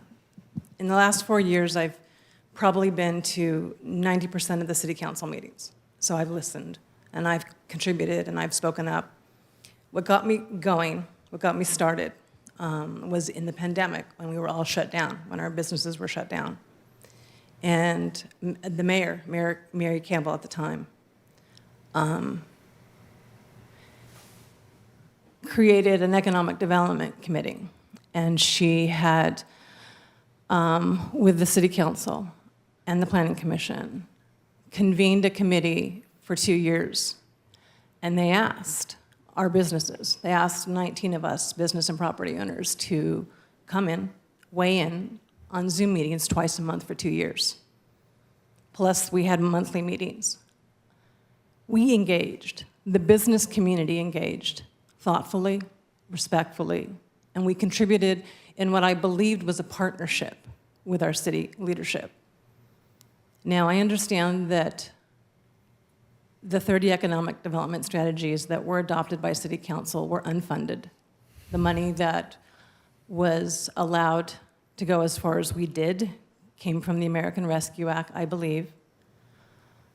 But when you talk about engagement, and when you talk about asking people to give of their time to come here to speak to you, and not just about First Amendments, but when you ask why people don't participate, when you ask why people aren't engaged, is because when we do show up, when we do give our time, when we do contribute, when we ask other people, that the city wants to hear us, they want to hear our voices, and then we're told, we're not even going to meet with you. We don't even have the money to convene a meeting with commercial property owners to talk about how we couldn't contribute. And at first, when I heard that from the city, that there isn't enough money to meet with us, you ask me why we don't engage?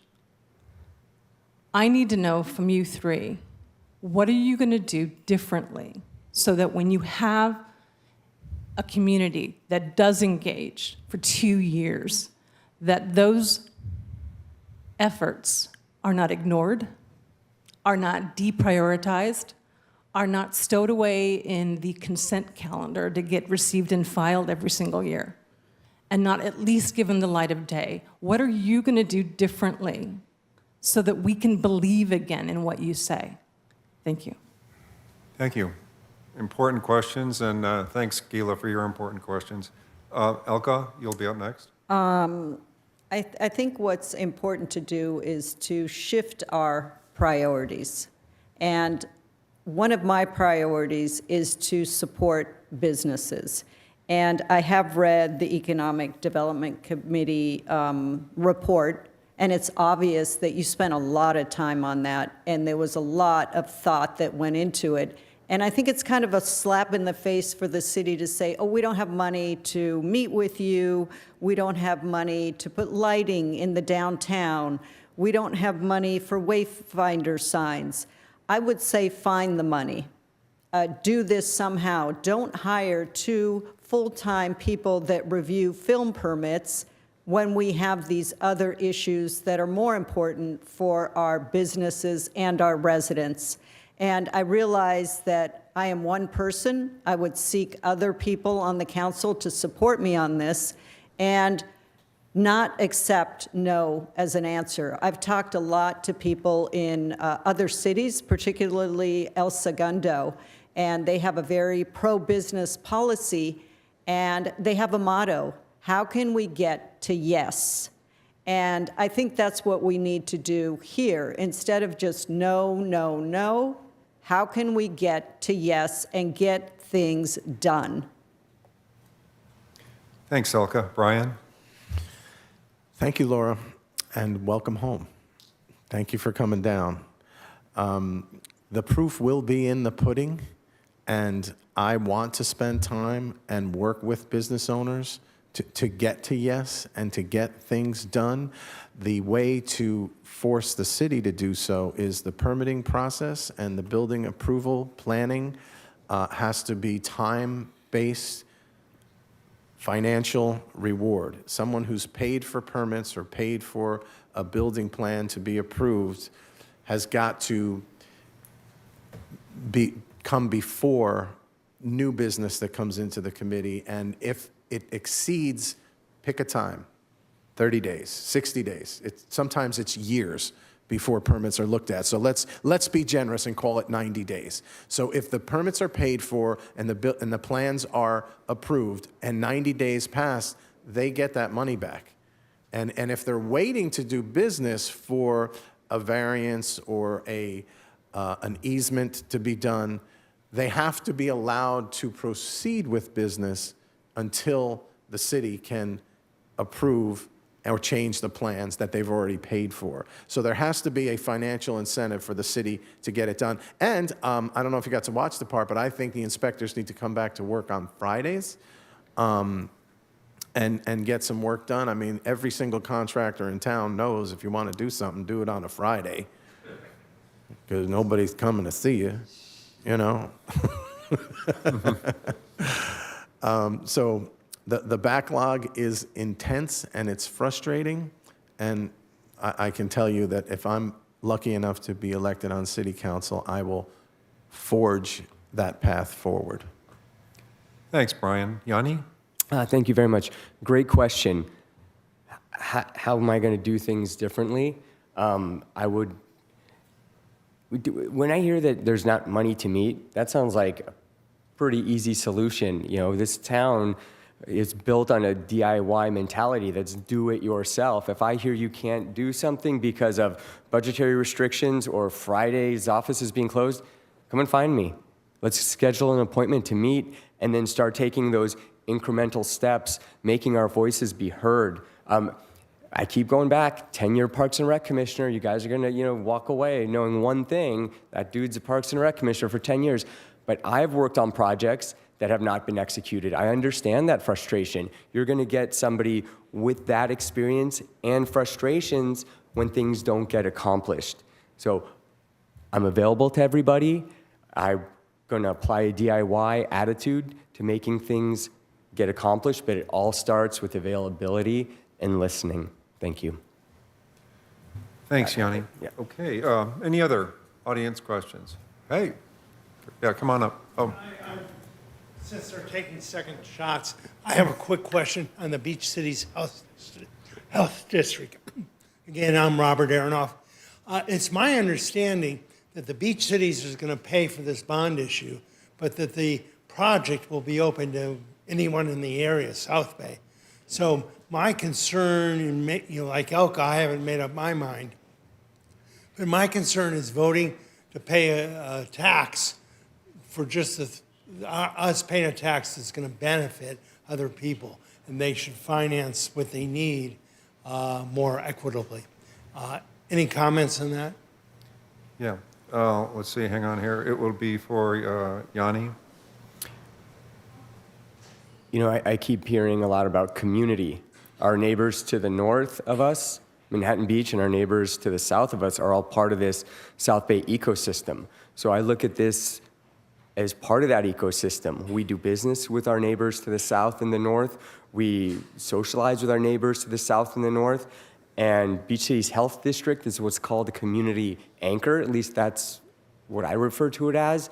So it's that old cliche, high tide raises all ships, and it's going to benefit everyone. That is the value in continuing to build this harmony amongst each other. You know, it's not Redondo against Hermosa and vice versa. In this particular case, we can all pick our high school and college teams, but this is an opportunity for us to really come together as a community through the benefit of Beach City's Health District, helping our seniors and helping our young people. Thank you.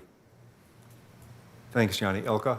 Well, I had that same concern, and I think I'm going to look deeper into it because, I think everyone that's using the center should be able to, or should have to contribute in some form. So that is definitely something I would talk to Tom Backley about. Thanks, Ilka. Brian? Thank you again.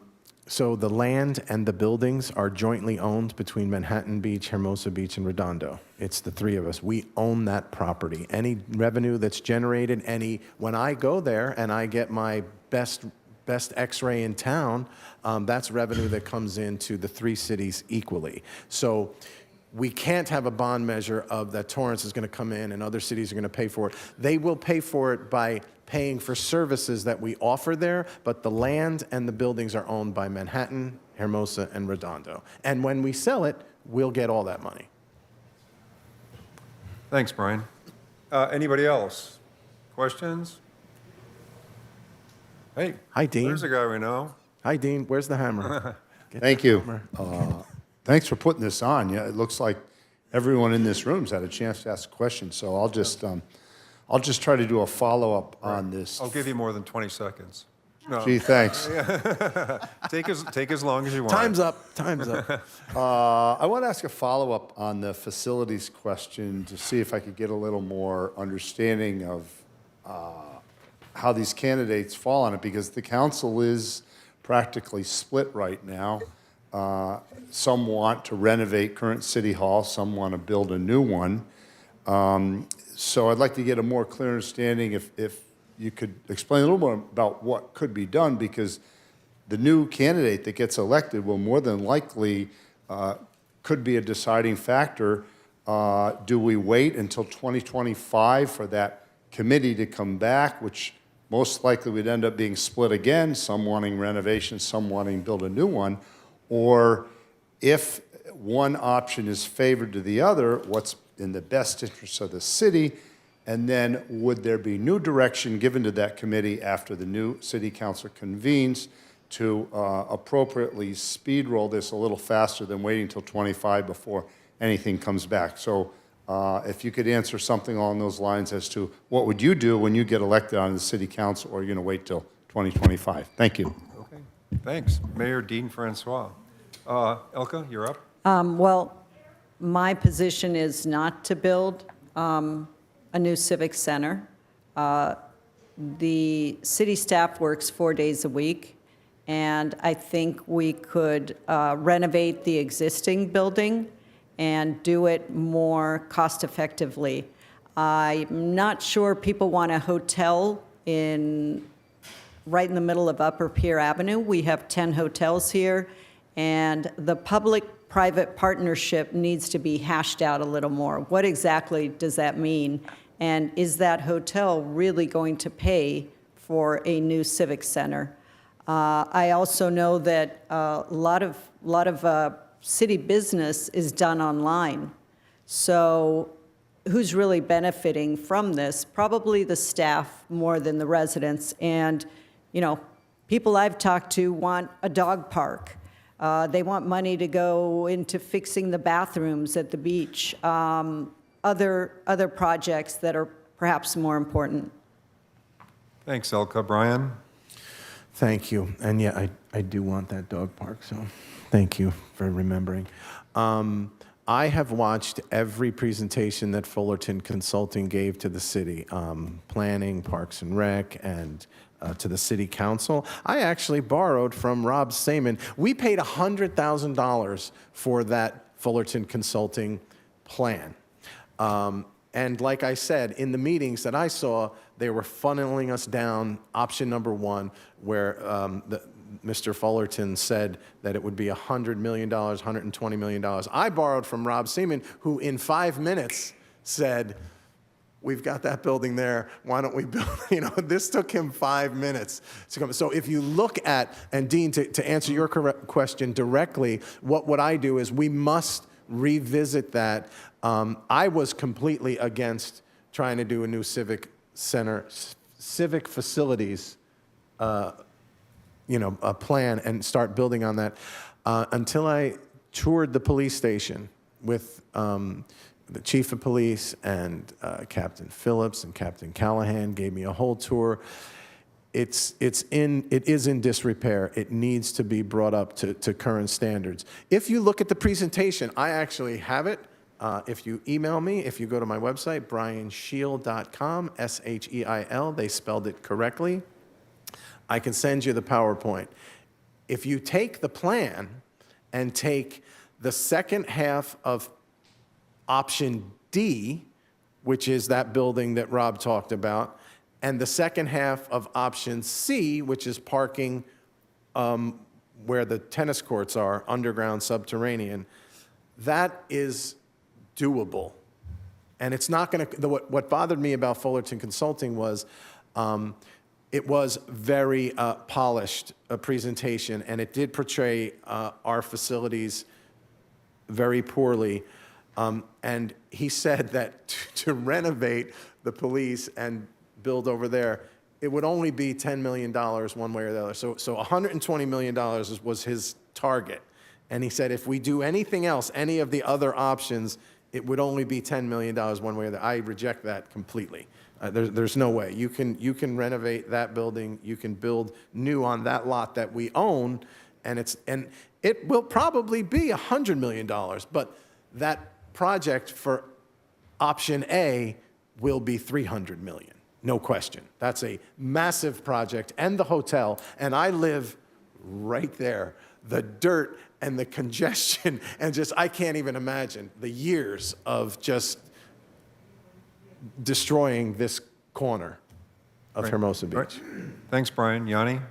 Thank you very much. Hermosa Beach Civic Facilities Project. It reminds me a lot of Measure S. We talked about this earlier, which was a 3-location improvement, and I see similarities. We are talking about police headquarters. We're talking about the city yard, EOC, Base 3, and City Hall. We have the opportunity to prioritize things.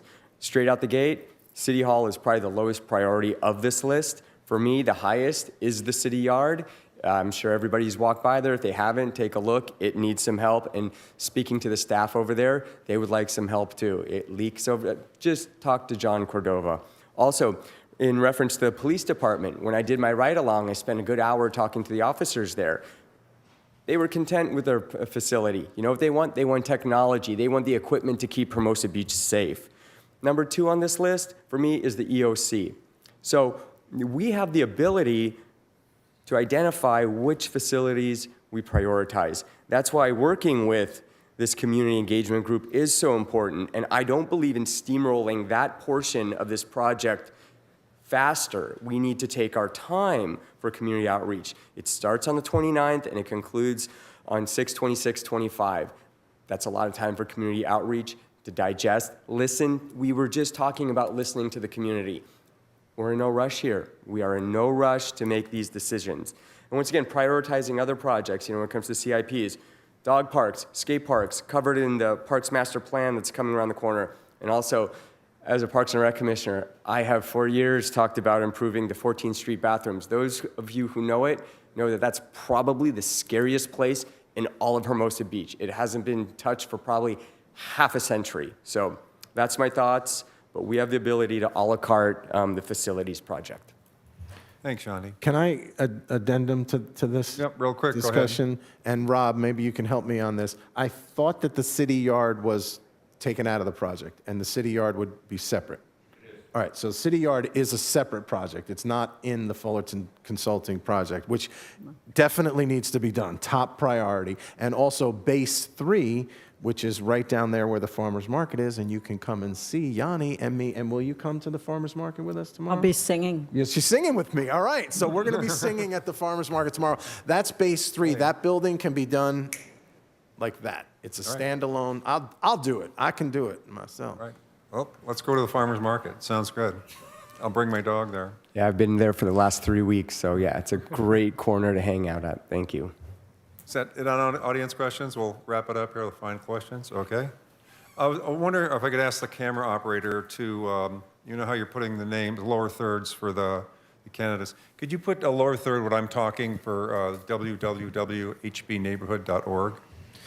Oh, okay. George, want to ask a question? Not a question, just my opinion, why we're not getting as many, residents engaging.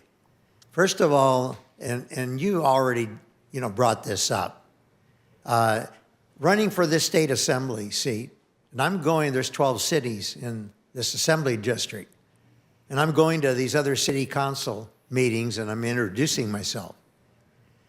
Their meetings are so much more professional and shorter because they just don't continue to just repeat themselves in more questions. And Tom Backley, when he was city manager here, he made a proposal to the then city council because those meetings were going to midnight, 1 o'clock. And it's just ridiculous. People have to go to work, as Elka said. They have a family. These meetings should not really last more than about 3 hours. You have to be professional, efficient, respect one another. When I've gone to these other city councils, and there's different viewpoints by the council members, they respect one another. And they just don't go on and on. Tom Backley made a proposal, just like the Senate, the House of Representatives, when they have these committee meetings and the public, ask questions and all this, they're limited to how long they can, make their point and answer a question. And he proposed it, and the council turned it down. Okay. Is that it, George? Now, the other thing is this lady over here with the business. I was the chairman of the PCH Aviation Improvement Committee. And city spent a lot of money, and we really came up with a good plan, and the entire city council turned it down. And that's another example of using consultants, spending money, and then it's put on the shelf. Okay. And it just goes on and on and on. All right. Thanks, okay? George. One other point. Okay, one more. Al, one other. All right. We're a bedroom community here. And the only way you can really save some money, and I attempted to do this when I was on the council, you have to keep the number of employees down because 75% of your expenses, salaries, benefits, okay?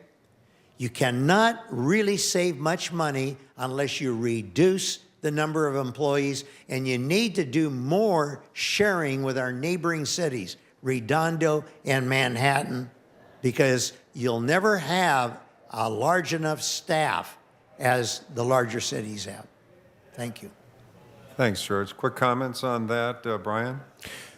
Thank you, George. I appreciate that. The meetings do go too long. I thought about putting in my opening statement, a 2-hour, 3-hour maximum for the meetings. The meetings are going 4, 5, 6 hours. It's untenable, and that is why people tune out and people don't show up. It's like Clint Eastwood used to say, if you can't shoot it by sunset, you're in the wrong business. So definitely, we've got to shorten the meetings. Okay, Brian, thanks. Yanni? Yeah, absolutely. Meetings do go too long. There are several steps we can take to make them go faster. I take a look at my Parks and Rec meetings. I run a tight, quick, efficient meeting. If a commissioner has already said something that I agree with, I will just quickly say I concur and move on. We have families at home. Staff has families at home. There's kids who need to do homework and go to bed. Parents can't help with them if they're tied up watching a Parks and Rec Commission meeting or a city council meeting. We can move forward in that direction. George, thank you for the historical information in regards to past decisions, and I'm a huge fan of moving things forward, absolutely. Thanks. And next up would be Elka. George, could you close the door there? Thanks. Well, what I've noticed is sometimes you have a meeting that has an agenda that is just packed with items. And then the next meeting, you have one item. So it seems to me that the city staff needs to kind of portion out certain items more equally on certain dates. I mean, you can't have one meeting that goes until 1 in the morning and the other one's done at 9. It makes more sense to divvy it up. And you are correct. The staff increases are problematic. They've increased 20 people. I think head count has also increased 15% since 2018, and staff costs have ballooned by 30%. So we need to look at that. This is all happening while the population has not changed, and I think those positions really need to be justified. And what are we getting from this extra staff? Okay, and Brian, or did we make it all the way through there? Brian? Say again? We got it all, right? Went all the way around. Okay, now we will go to question number 6. Okay. And, oh God, that'll be Brian. Basically, great. We have a lower third here on the screen, and that's hbneighborhood.org. So these questions are crime-related and downtown-related. And we have one more public question. Oh, okay. Al, Yes, go ahead. I'd like to introduce this young lady here who's running for the Water Replenishment District.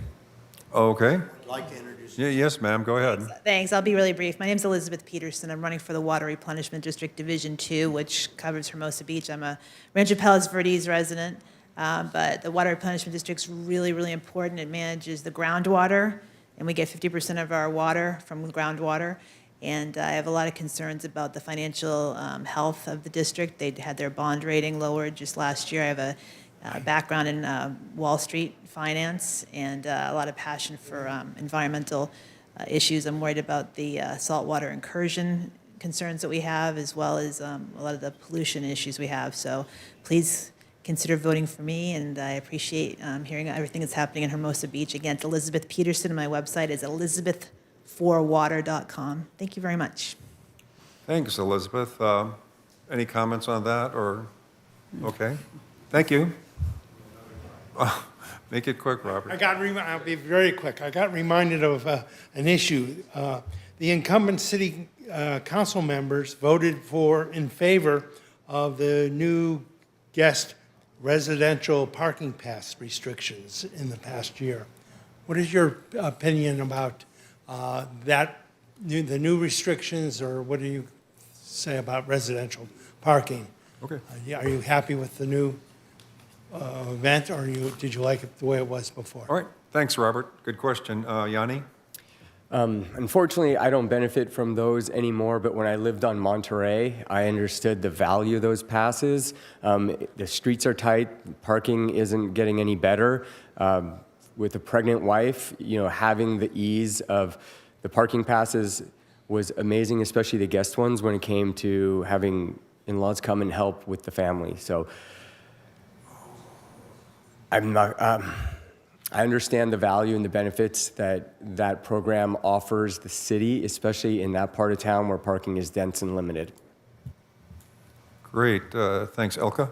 I actually live on Monterey, and I think many of the neighbors are just flabbergasted that this program was even touched. It was working fine for 30 years, and now they're confused.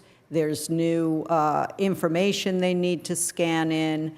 I think this is an example of something, I know there's certainly reasons, but that they said people were abusing it. I think that what you have to do is address the people that were abusing it, but don't punish everyone else and don't change something that has been working for years and years and years.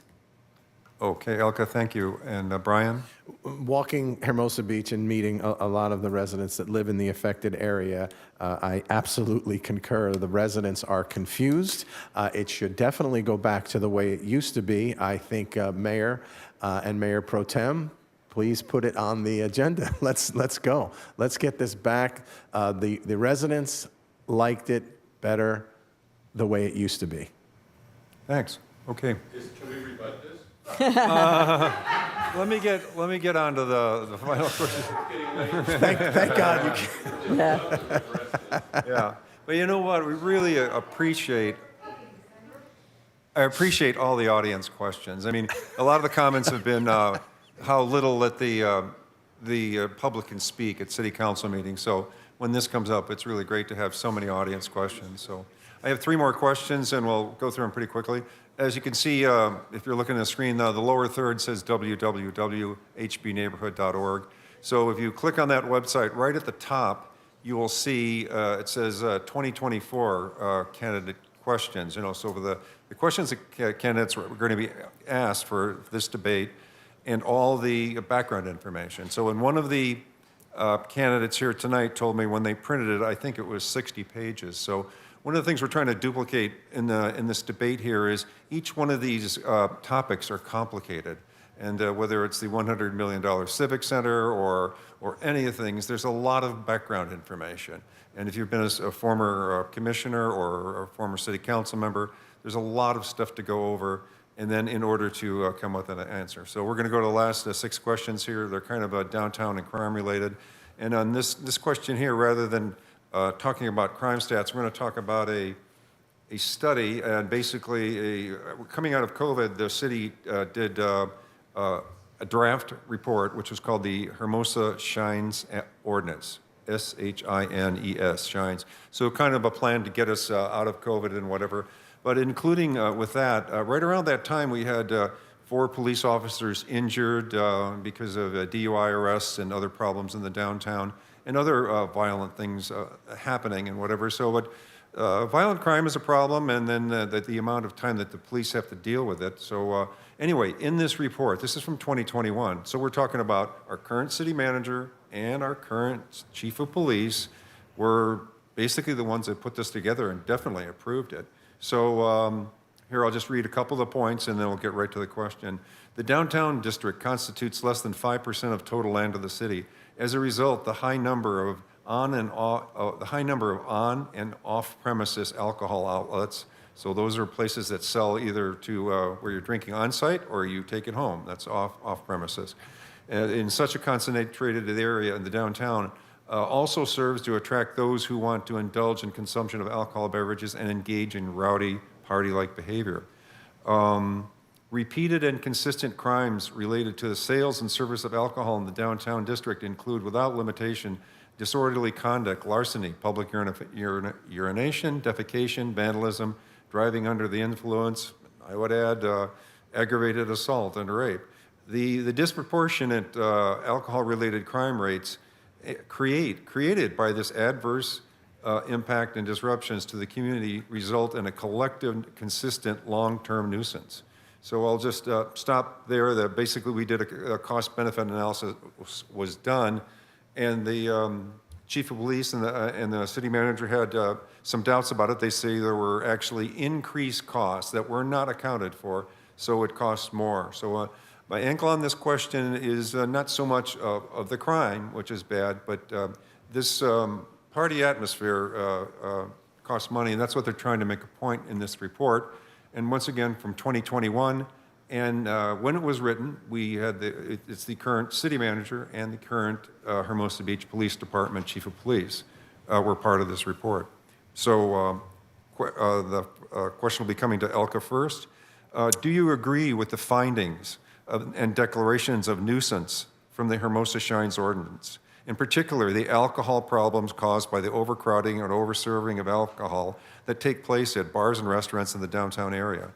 There's an existing municipal code and variances that their alcohol permits can be revoked for the overserving of alcohol. So that would be a restaurant that sells more than 50% of the alcohol sales compared to food sales. So they've got to keep the alcohol sales less than 50% or whatever to the food sales. When it goes over, that's a violation of the city municipal code.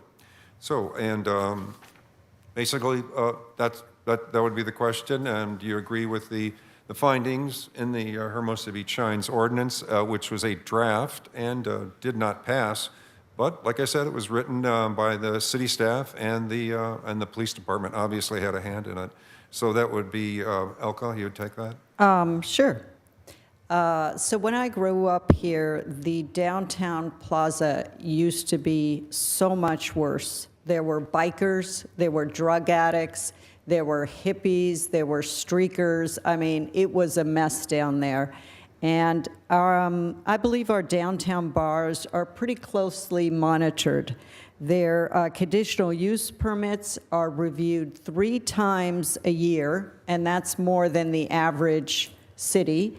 They're reviewed by the Planning Commission, so they're also reviewed by the Alcohol Beverage Control Bureau, and that means locally they're inspected by the police, the fire, and from what I understand, one of the planning commissioners said most recently there were no violations of the 11 establishments down there. I think they had, for the most recent, which would be the 4th of July, they had, I think, a noise ordinance, but that was about it. Most places have security, and the bartenders have special training. I think the only thing they need down there is perhaps some better lighting. The police department is fully staffed, and just this week, the police chief said that crime is down over last year by 6.8%. So the downtown has been reshaped, and it's probably safer than it's been in years. Thanks, Elka. Brian? Thank you, and thank you, Elka. That is some good information. The downtown area generates a lot of sales tax that goes to the state. The county gets 2.5% of our sales tax, and the state gets 6% of our sales tax that's generated in downtown. I think we can claw back some of that money from the county and from the state to deal with our unique security issues that we have at the Pier Plaza. I would like that to be examined. And I did meet with Chief LeBaron today, and he gave me the same information. 2022, 23, crime is down 6.8%, and it's on target to be down 2024, 8.3%. And I say that because, Al, I know the report, and I see the Hermosa Shines ordinance that did not pass. You know, I know that Chief LeBaron was just coming into office then, and he pointed out to me a lot of the issues and things coming out of COVID. It's a different police department than it was then. Certainly, Pier Plaza is different from when we were younger, Elka, and we would go down there and it was the bikers and all that. That is true. I keep a vigilant eye on what goes on Pier Plaza. I work there. I've been working with the Comedy and Magic Club for over 20 years. During COVID, the owner would call me and have me go down, check if the alarm went off or what's happening, during COVID. And we have kept a real eye. At the Comedy and Magic Club, by the way, for their CPU, they have a 2-drink maximum, not a 2-drink minimum. So there's no club. So the clubs are trying to be responsible there. And I have to say that it has gotten exponentially better from 21 to 22 to 23. And this 4th of July, which when I was younger, 4th of July was a scary place down there. I would not let my kids go down there 4th of July. It was like a criminal element. For some reason, 4th of July, they came to Hermosa. This past 4th of July, I was working out there. It was quiet. There were families. It was the best 4th of July I've ever seen. The restaurants and bars, they live here. They're our neighbors. They work here. Their families work here. They do have security that are trained. Over-serving can be a problem, but they are getting a lot better at spotting it. And some of the we'll get into the closing time later, Al, or should I address that now? No. If that's it, we'll get it later. We'll get into that later. Yep. They are doing a better job at policing their own staff, training their own staff, and it's getting better down there. Okay. Thanks, Brian. Yanni? Thank you. Absolutely, it's getting better down there. I've had the honor and privilege not only to work at Pier Surf, but Spider, which gave me one perspective of the downtown ecosystem, but also as a promoter for 20 years, I've thrown some of the biggest parties at Sangria, 705, Standing Room, Waterman's, and Lighthouse. I have seen every aspect of that lifestyle down there. The staff, the management, security does a wonderful job prioritizing the safety of our guests, and things have gotten better. And I'll talk about why they've gotten better in the last question, but pertaining to Shine, and once again, this skill set, much like Brian, if you're not there until the last guest leaves, you don't really see how that ecosystem works. You just see a small sliver. At this time, I'm not advocating for any changes in the process that was based in the question, although if any establishment, not just a restaurant or a bar, is flagrantly and repeatedly violating any of these topics, then yes, enforcement through the 50-50 is absolutely necessary. At this chapter in the Hermosa Beach bar story, I'm comfortable with the current procedure and trust all the mechanisms set into place to ensure the safety of our community. From the Planning Commission, the Police Department, the Fire Department, the ABC, Community Development, and City Council, and the tri-annual CUP review. I feel like everybody's grown up, we've learned, and now we're set on a correct trajectory, or a better trajectory. Thank you. Thanks, Johnny. Okay, the next question has to do with teens, e-bikes that are accused of terrorizing the South Bay. So if you go to the website, hbneighborhood.org, I've got a couple of videos there, but you remember a few months back there was a teen bikes rode into the plaza, and actually I was within 5 minutes of that explosion. We walked right by these group of teenagers that their bikes were congregated down there, and then 4 minutes later, we were over by the Beach House Hotel and heard a loud explosion. So you'll be able to, if you go to the website, you can see that explosion.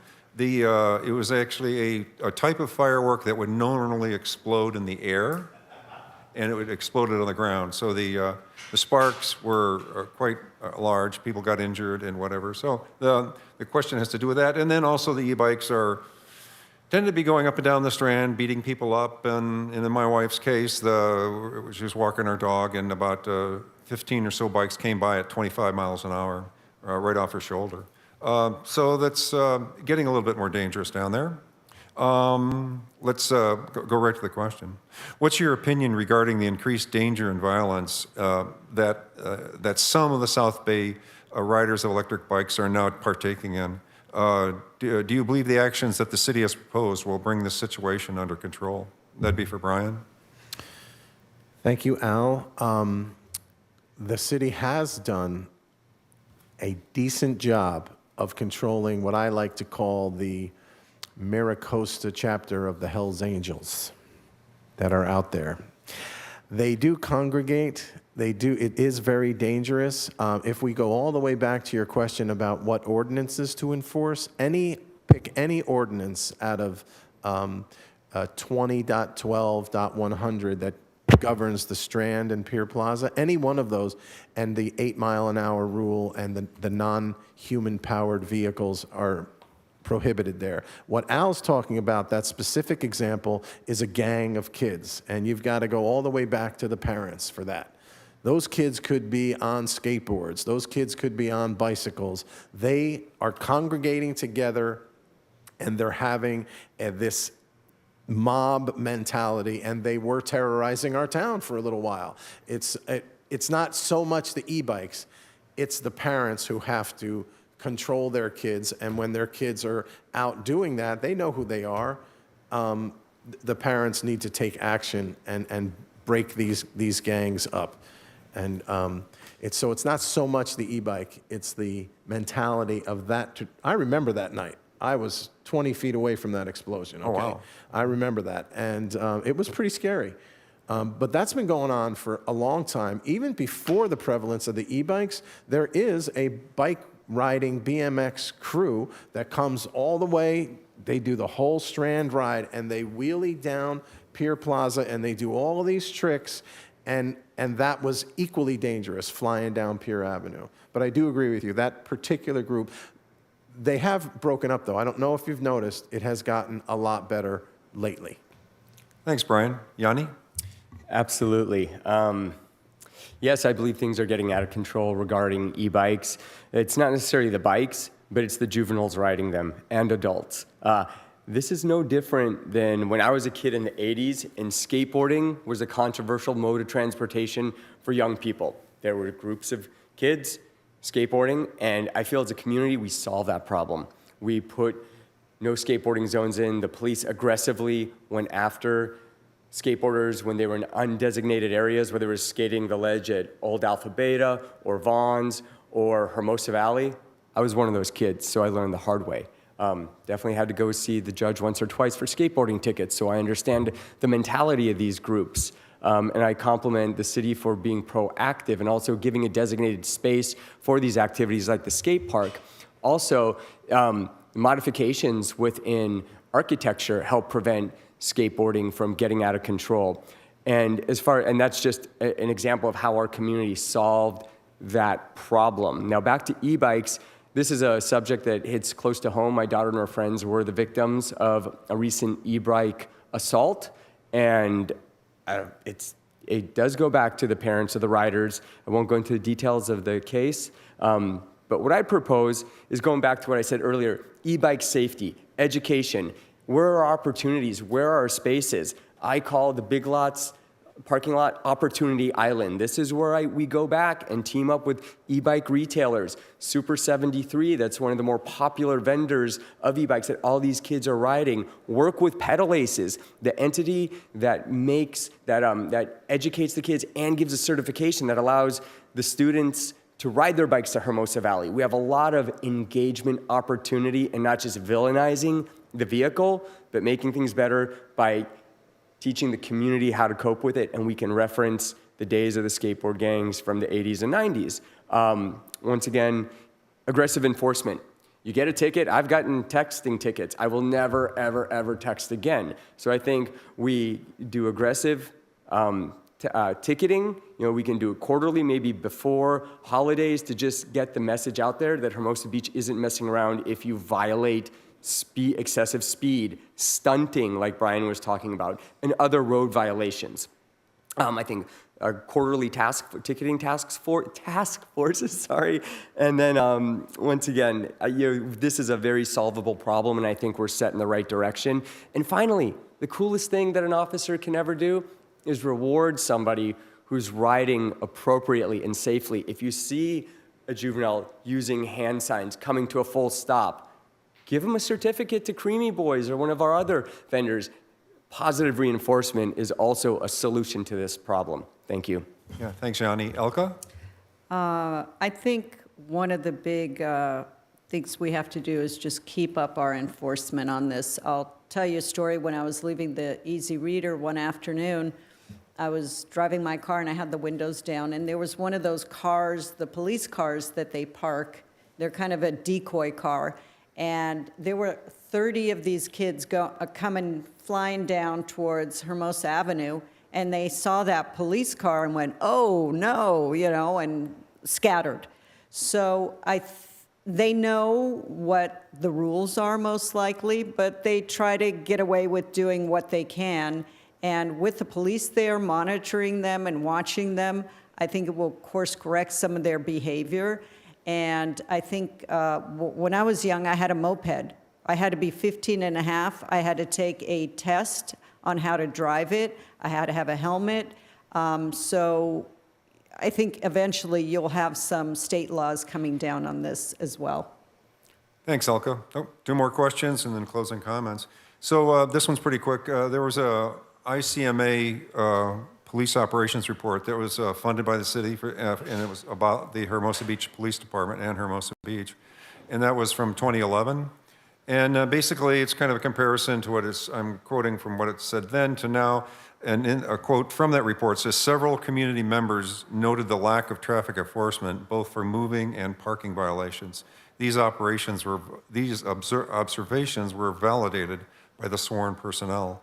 So the question here is, should the sidewalks, as a beginning point on the safe routes to school, and the safe routes to school is a specific map in Hermosa Beach where children can make their ways to the schools, and hopefully they're crossing areas where there are crosswalks. And one of the nice things would be is when they're walking on the sidewalks, that the sidewalks are not obstructed by cars. And unfortunately, there's a lot of safe routes to school where the cars are totally obstructed. So you'll find certain areas, I live on Monterey, and kids have to get out on the street, or they walk around, there's a car obstructing the sidewalk, right? They walk out in the street with the cars. Elderly people, I've seen people who have an attendant, they're in an electric wheelchair, and they totally give up on the sidewalks. They're just going right down the streets, right with the cars, in an electric wheelchair and an attendant. And 8th Street is an area where we route, that's a safe route to school, and we route the children up there who live east of PCH. And how do they cross? 8th Street. And what's happening on 8th Street? The sidewalks are obstructed with cars, so they have to walk out in the street. So anyway, should the sidewalks on safe routes to school be available for all Hermosa Beach school children and residents to use without parked cars obstructing the sidewalks any time of day and 365 days a year? Should the city come up with a plan that addresses the lack of traffic enforcement for both moving violations and enforce the cars parked on sidewalks with a citation after a warning has been given? And that would be for Yanni. Thank you. Well, I don't believe that there is a lack of traffic enforcement for moving violations. During my ride-along, we were doing multiple traffic stops for moving violations, suspected DUIs, no license plates, expired registration. The officers were on it nonstop. Sometimes these moving violation stops were overlapping, and they moved quickly and enforced them with efficiency. I do believe that the city needs to come up with an enforcement plan for vehicles parked on sidewalks, particularly on 8th Street. Thank you for mentioning that. I live on 6th and Ardmore.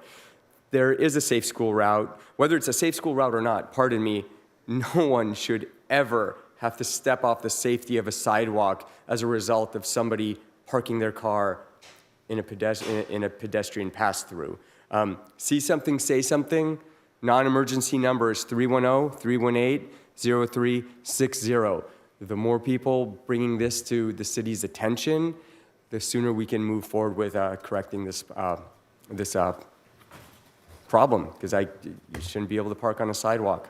Thank you. Okay, thanks, Yanni. Elka?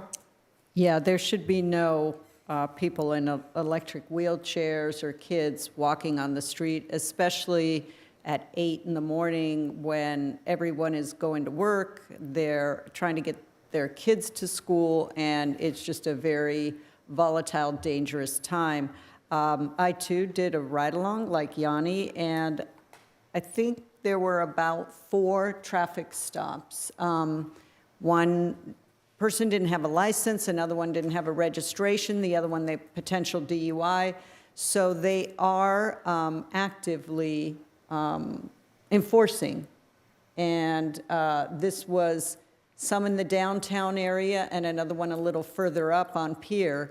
So I defer to the police, and they have their methods for doing what they do, and I trust they have good intentions for residents. Okay, thanks, Elka. Brian? This is one of my pet peeves. I really don't like it when I see a car blocking the sidewalk, and it's not just the sidewalk. They extend right out into the bike lane. So if you're biking down the street, you've also got to weave into traffic to get around that. It's a difficult challenge, but I do believe, yes, it should be enforced. Please stop parking on the sidewalk. Please. Okay, Brian, thanks. So we'll go on to question 9 and then closing comments. So what we have here is basically there's a number. You can go to hbneighborhood.org and click right at the top. It says 2024 City Council Candidate Debate Questions. And all the information that was given to these city council members is on that page. And basically there was a report from 2011 reducing alcohol harms in Los Angeles County, and also the ICMA report, which I mentioned before. So just really quick on the alcohol harm study from 2011, Hermosa Beach at that time has 4 times the on-premises alcohol outlets density of all of Los Angeles County. And one of the things they make a point on that report is that with higher alcohol outlet density, you'll also have higher crime. And then also for off premises, that's like stores, liquor stores and whatever, where you do not consume on site. We have the 9th highest alcohol out density among the 117 cities. And in on-premises sales, we're 4th highest in the county. And generally what it would say from that report is you have higher levels of alcohol crime. Well, I picked out 7 cities to compare against, and they are the 7 cities that border the ocean in the South Bay, from El Segundo to Rancho PV. And in this report from 2011, Hermosa Beach ranked #1 in violent crime. And Hermosa Beach had double the crime of Manhattan, double the violent crime of Manhattan Beach. They had 3 times the violent crime of Rancho PV. And I know Palos Verdes Estates doesn't exactly compare to Hermosa Beach, but Hermosa Beach had 10 times the violent crime of Palos Verdes Estates. So that just kind of gives you a comparison. Doesn't mean we have to be Palos Verdes Estates, but what I'll do is I'll go to the question here, and it will be basically, so this is kind of a short discussion about Upper Pier Plaza. For a good number of years, I've been around here since, lived in Hermosa since '86, and there has been a discussion and a push, and in the last 15, 20 years, they wanted to have hard liquor alcohol licenses on Upper Pier Plaza, and generally there was a strong push against that. Because what happened when there was a transformation down in Pier Plaza, basically the places became restaurants, and then they got alcohol licenses, were closing at 11, then they got hard liquor licenses, and then they were granted later hours and 2 a.m. hours. So they slowly evolved over a period of time, maybe 4 or 5 years, into nightclubs, particularly nightclubs after 11 p.m. at night. So what we have, the point I'm trying to make about Upper Pier Plaza, this is a nice place. The Rockefeller was operating with a beer and wine license, closing time at 11, and they were just granted a hard liquor license. So does that mean they're going to be a nightclub? Well, it's a step in the right direction. And then what happens later is over time, it may not even be, it usually isn't this owner. When this owner sells it, the next owner buys it for an expensive amount of money, and they need to make more money. And one of the things they'll want to do is have later closing hours, sell more alcohol. And one of the things that's happening with the alcohol outlets on Upper Pier Avenue, that's between Pier Avenue and I guess Valley on Pier Avenue, Upper Pier Avenue, it's within 600 feet of the Valley School.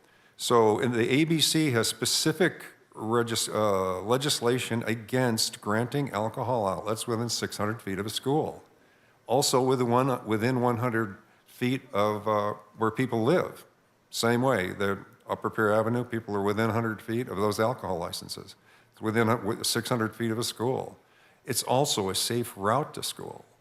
So, regarding that alcohol license granted there, how many more Type 47, which is a general hard liquor license for a restaurant, do you want approved on Upper Pier Avenue? Obviously, the other restaurants are going to start pointing and just saying, hey, you granted that one, why can't we have one? And do you agree with the California ABC restrictions against granting restaurants ABC licenses within 600 feet of a school, the Valley School?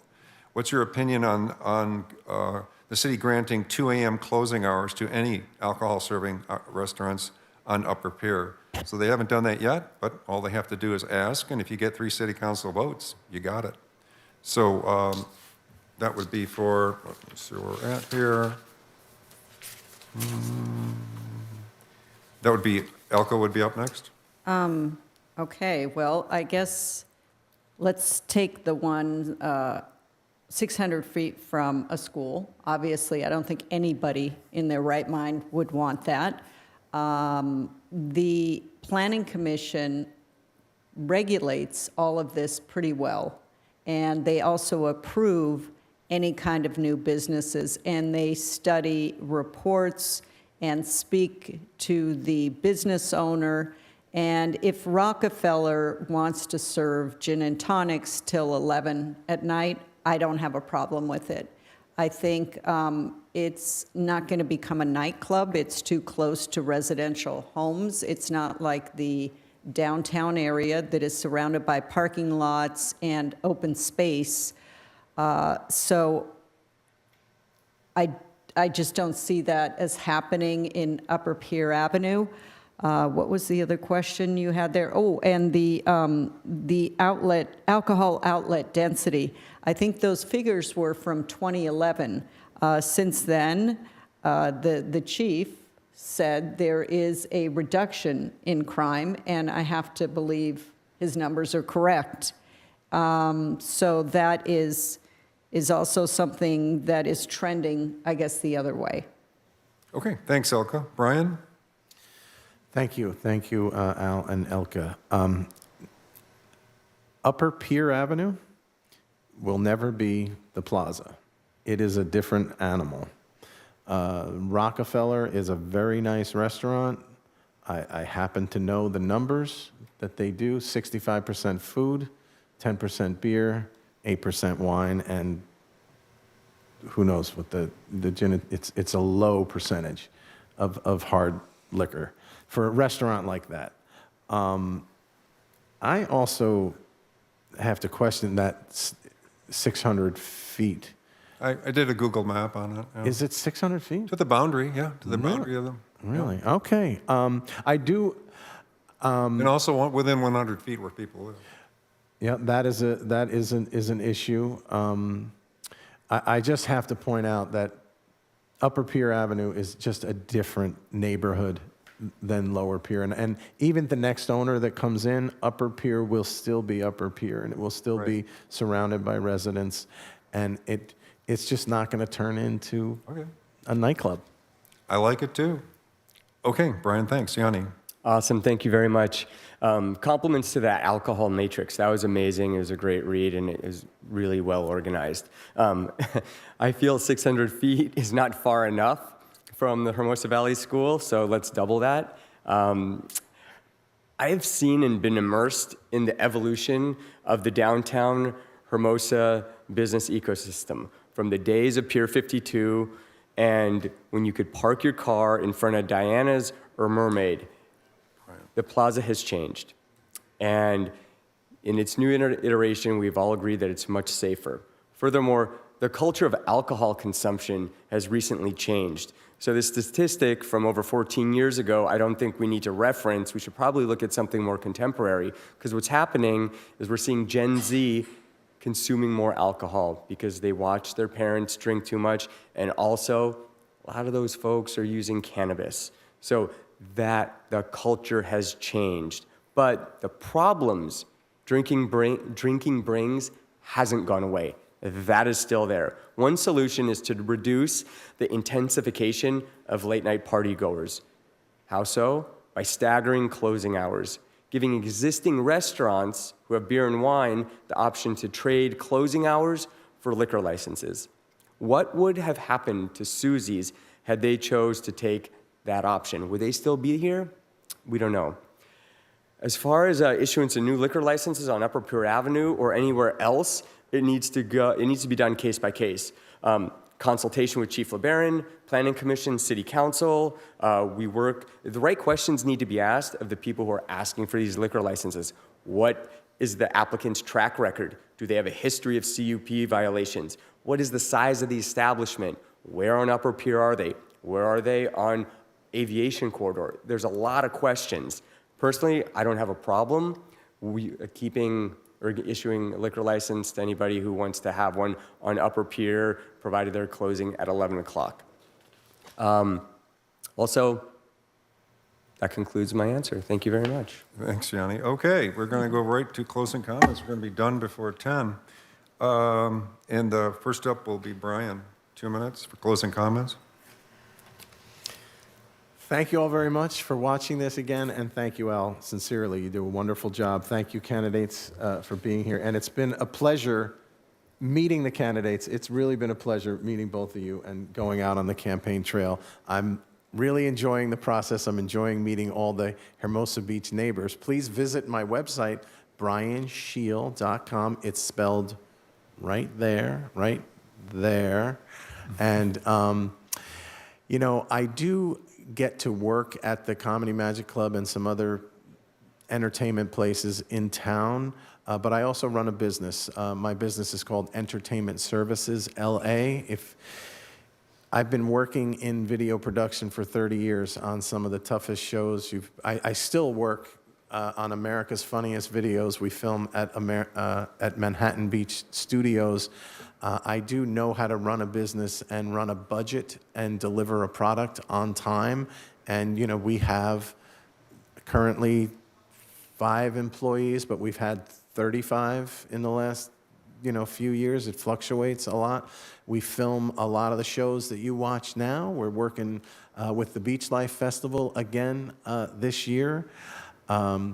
I've been able to build my business here in Hermosa Beach, and I've been able to meet some of the hardest working people in show business. And the way I've kept my business going is I listen to the client and I figure out how can I deliver what they want on time and under budget. And that's the way the city council needs to operate. And the city, more importantly, the city council needs to hold the city accountable because they work for the residents of Hermosa Beach. I thank you very much for watching, and I humbly ask for your vote. Let me serve the city of Hermosa Beach that I love so much. Thank you. Thanks, Brian. Yanni? Absolutely. Al, thank you very much. I've been waiting to do this for the last 20 years, so I appreciate the opportunity. Great. It's a bucket list. Thank you. Thank you, Chief LeBaron. Thank you, Hermosa Beach Police Department, for decreasing our crime for the last 2 years. I urge everybody to follow Hermosa Beach Police on Instagram. You will be proud of your police department, and you'll be terrified at all the bad things that are going on out there when it gets dark. I have the privilege of working with several small beach communities from San Clemente all the way to Morro Bay for my professional job. With that experience, I get to talk to small business owners, small restaurant owners that consist of a large portion of California. I extract their successes, learn from their failures, and I am going to, and I have been applying those to improving our quality of life in Hermosa Beach. That is why I feel like I'm the best candidate this election cycle. Respectfully, my experience and civic resume is the best, and I encourage you to go to my website and look at my civic resume. It's something I'm very proud of and have been actively building for over 3 decades of community service. I'm running for city council to make sure our citizens have the highest quality of life. Whether you're a toddler or a senior, a native or if you just moved here, a homeowner or a renter, a volleyball player or a surfer, go to Maricosta or Redondo. I am here for you, and I'm here to listen to you. I want to be that friendly face of the Hermosa Beach government that welcomes you into chambers, that shakes your hand on the street and listens to you when you have a concern.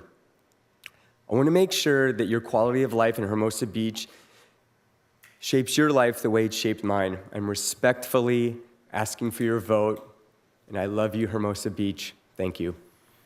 Thanks, Yanni. Great job. Elka? Okay, thank you all for coming and sticking in there with us. I cherish everything that makes this town special, and I love Hermosa Beach and the great people who live here. Now, as a journalist, I'm running for city council because I believe in transparency and open government, and those aren't just words to me. I will put those into practice. I'll dig deep to get the information you need.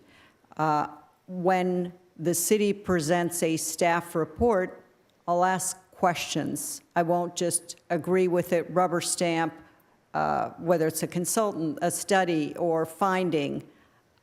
If I have questions, I will ask them and make sure they're answered, because I want to give you as much information as you need to make decisions about what affects you and your lives.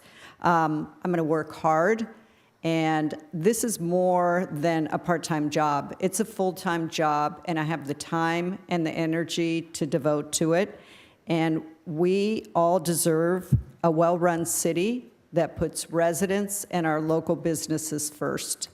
Thank you, and thank you again for coming, and Al for getting all that information to us and being our great moderator. Thanks. You weren't too overwhelmed, huh? Okay, thanks. We're wrapping it up here, and as you can see on the lower third of the screen, it says hbneighborhood.org. There may be some people out there like Elka, Brian, and Yanni who said, gosh, I want to run for city council. So one of the things you ought to take a look at is go to the website, look at the questions there for the 2024 debate, and there's a lot there. I think Elka told me that there was about 60 pages of stuff when you printed it out.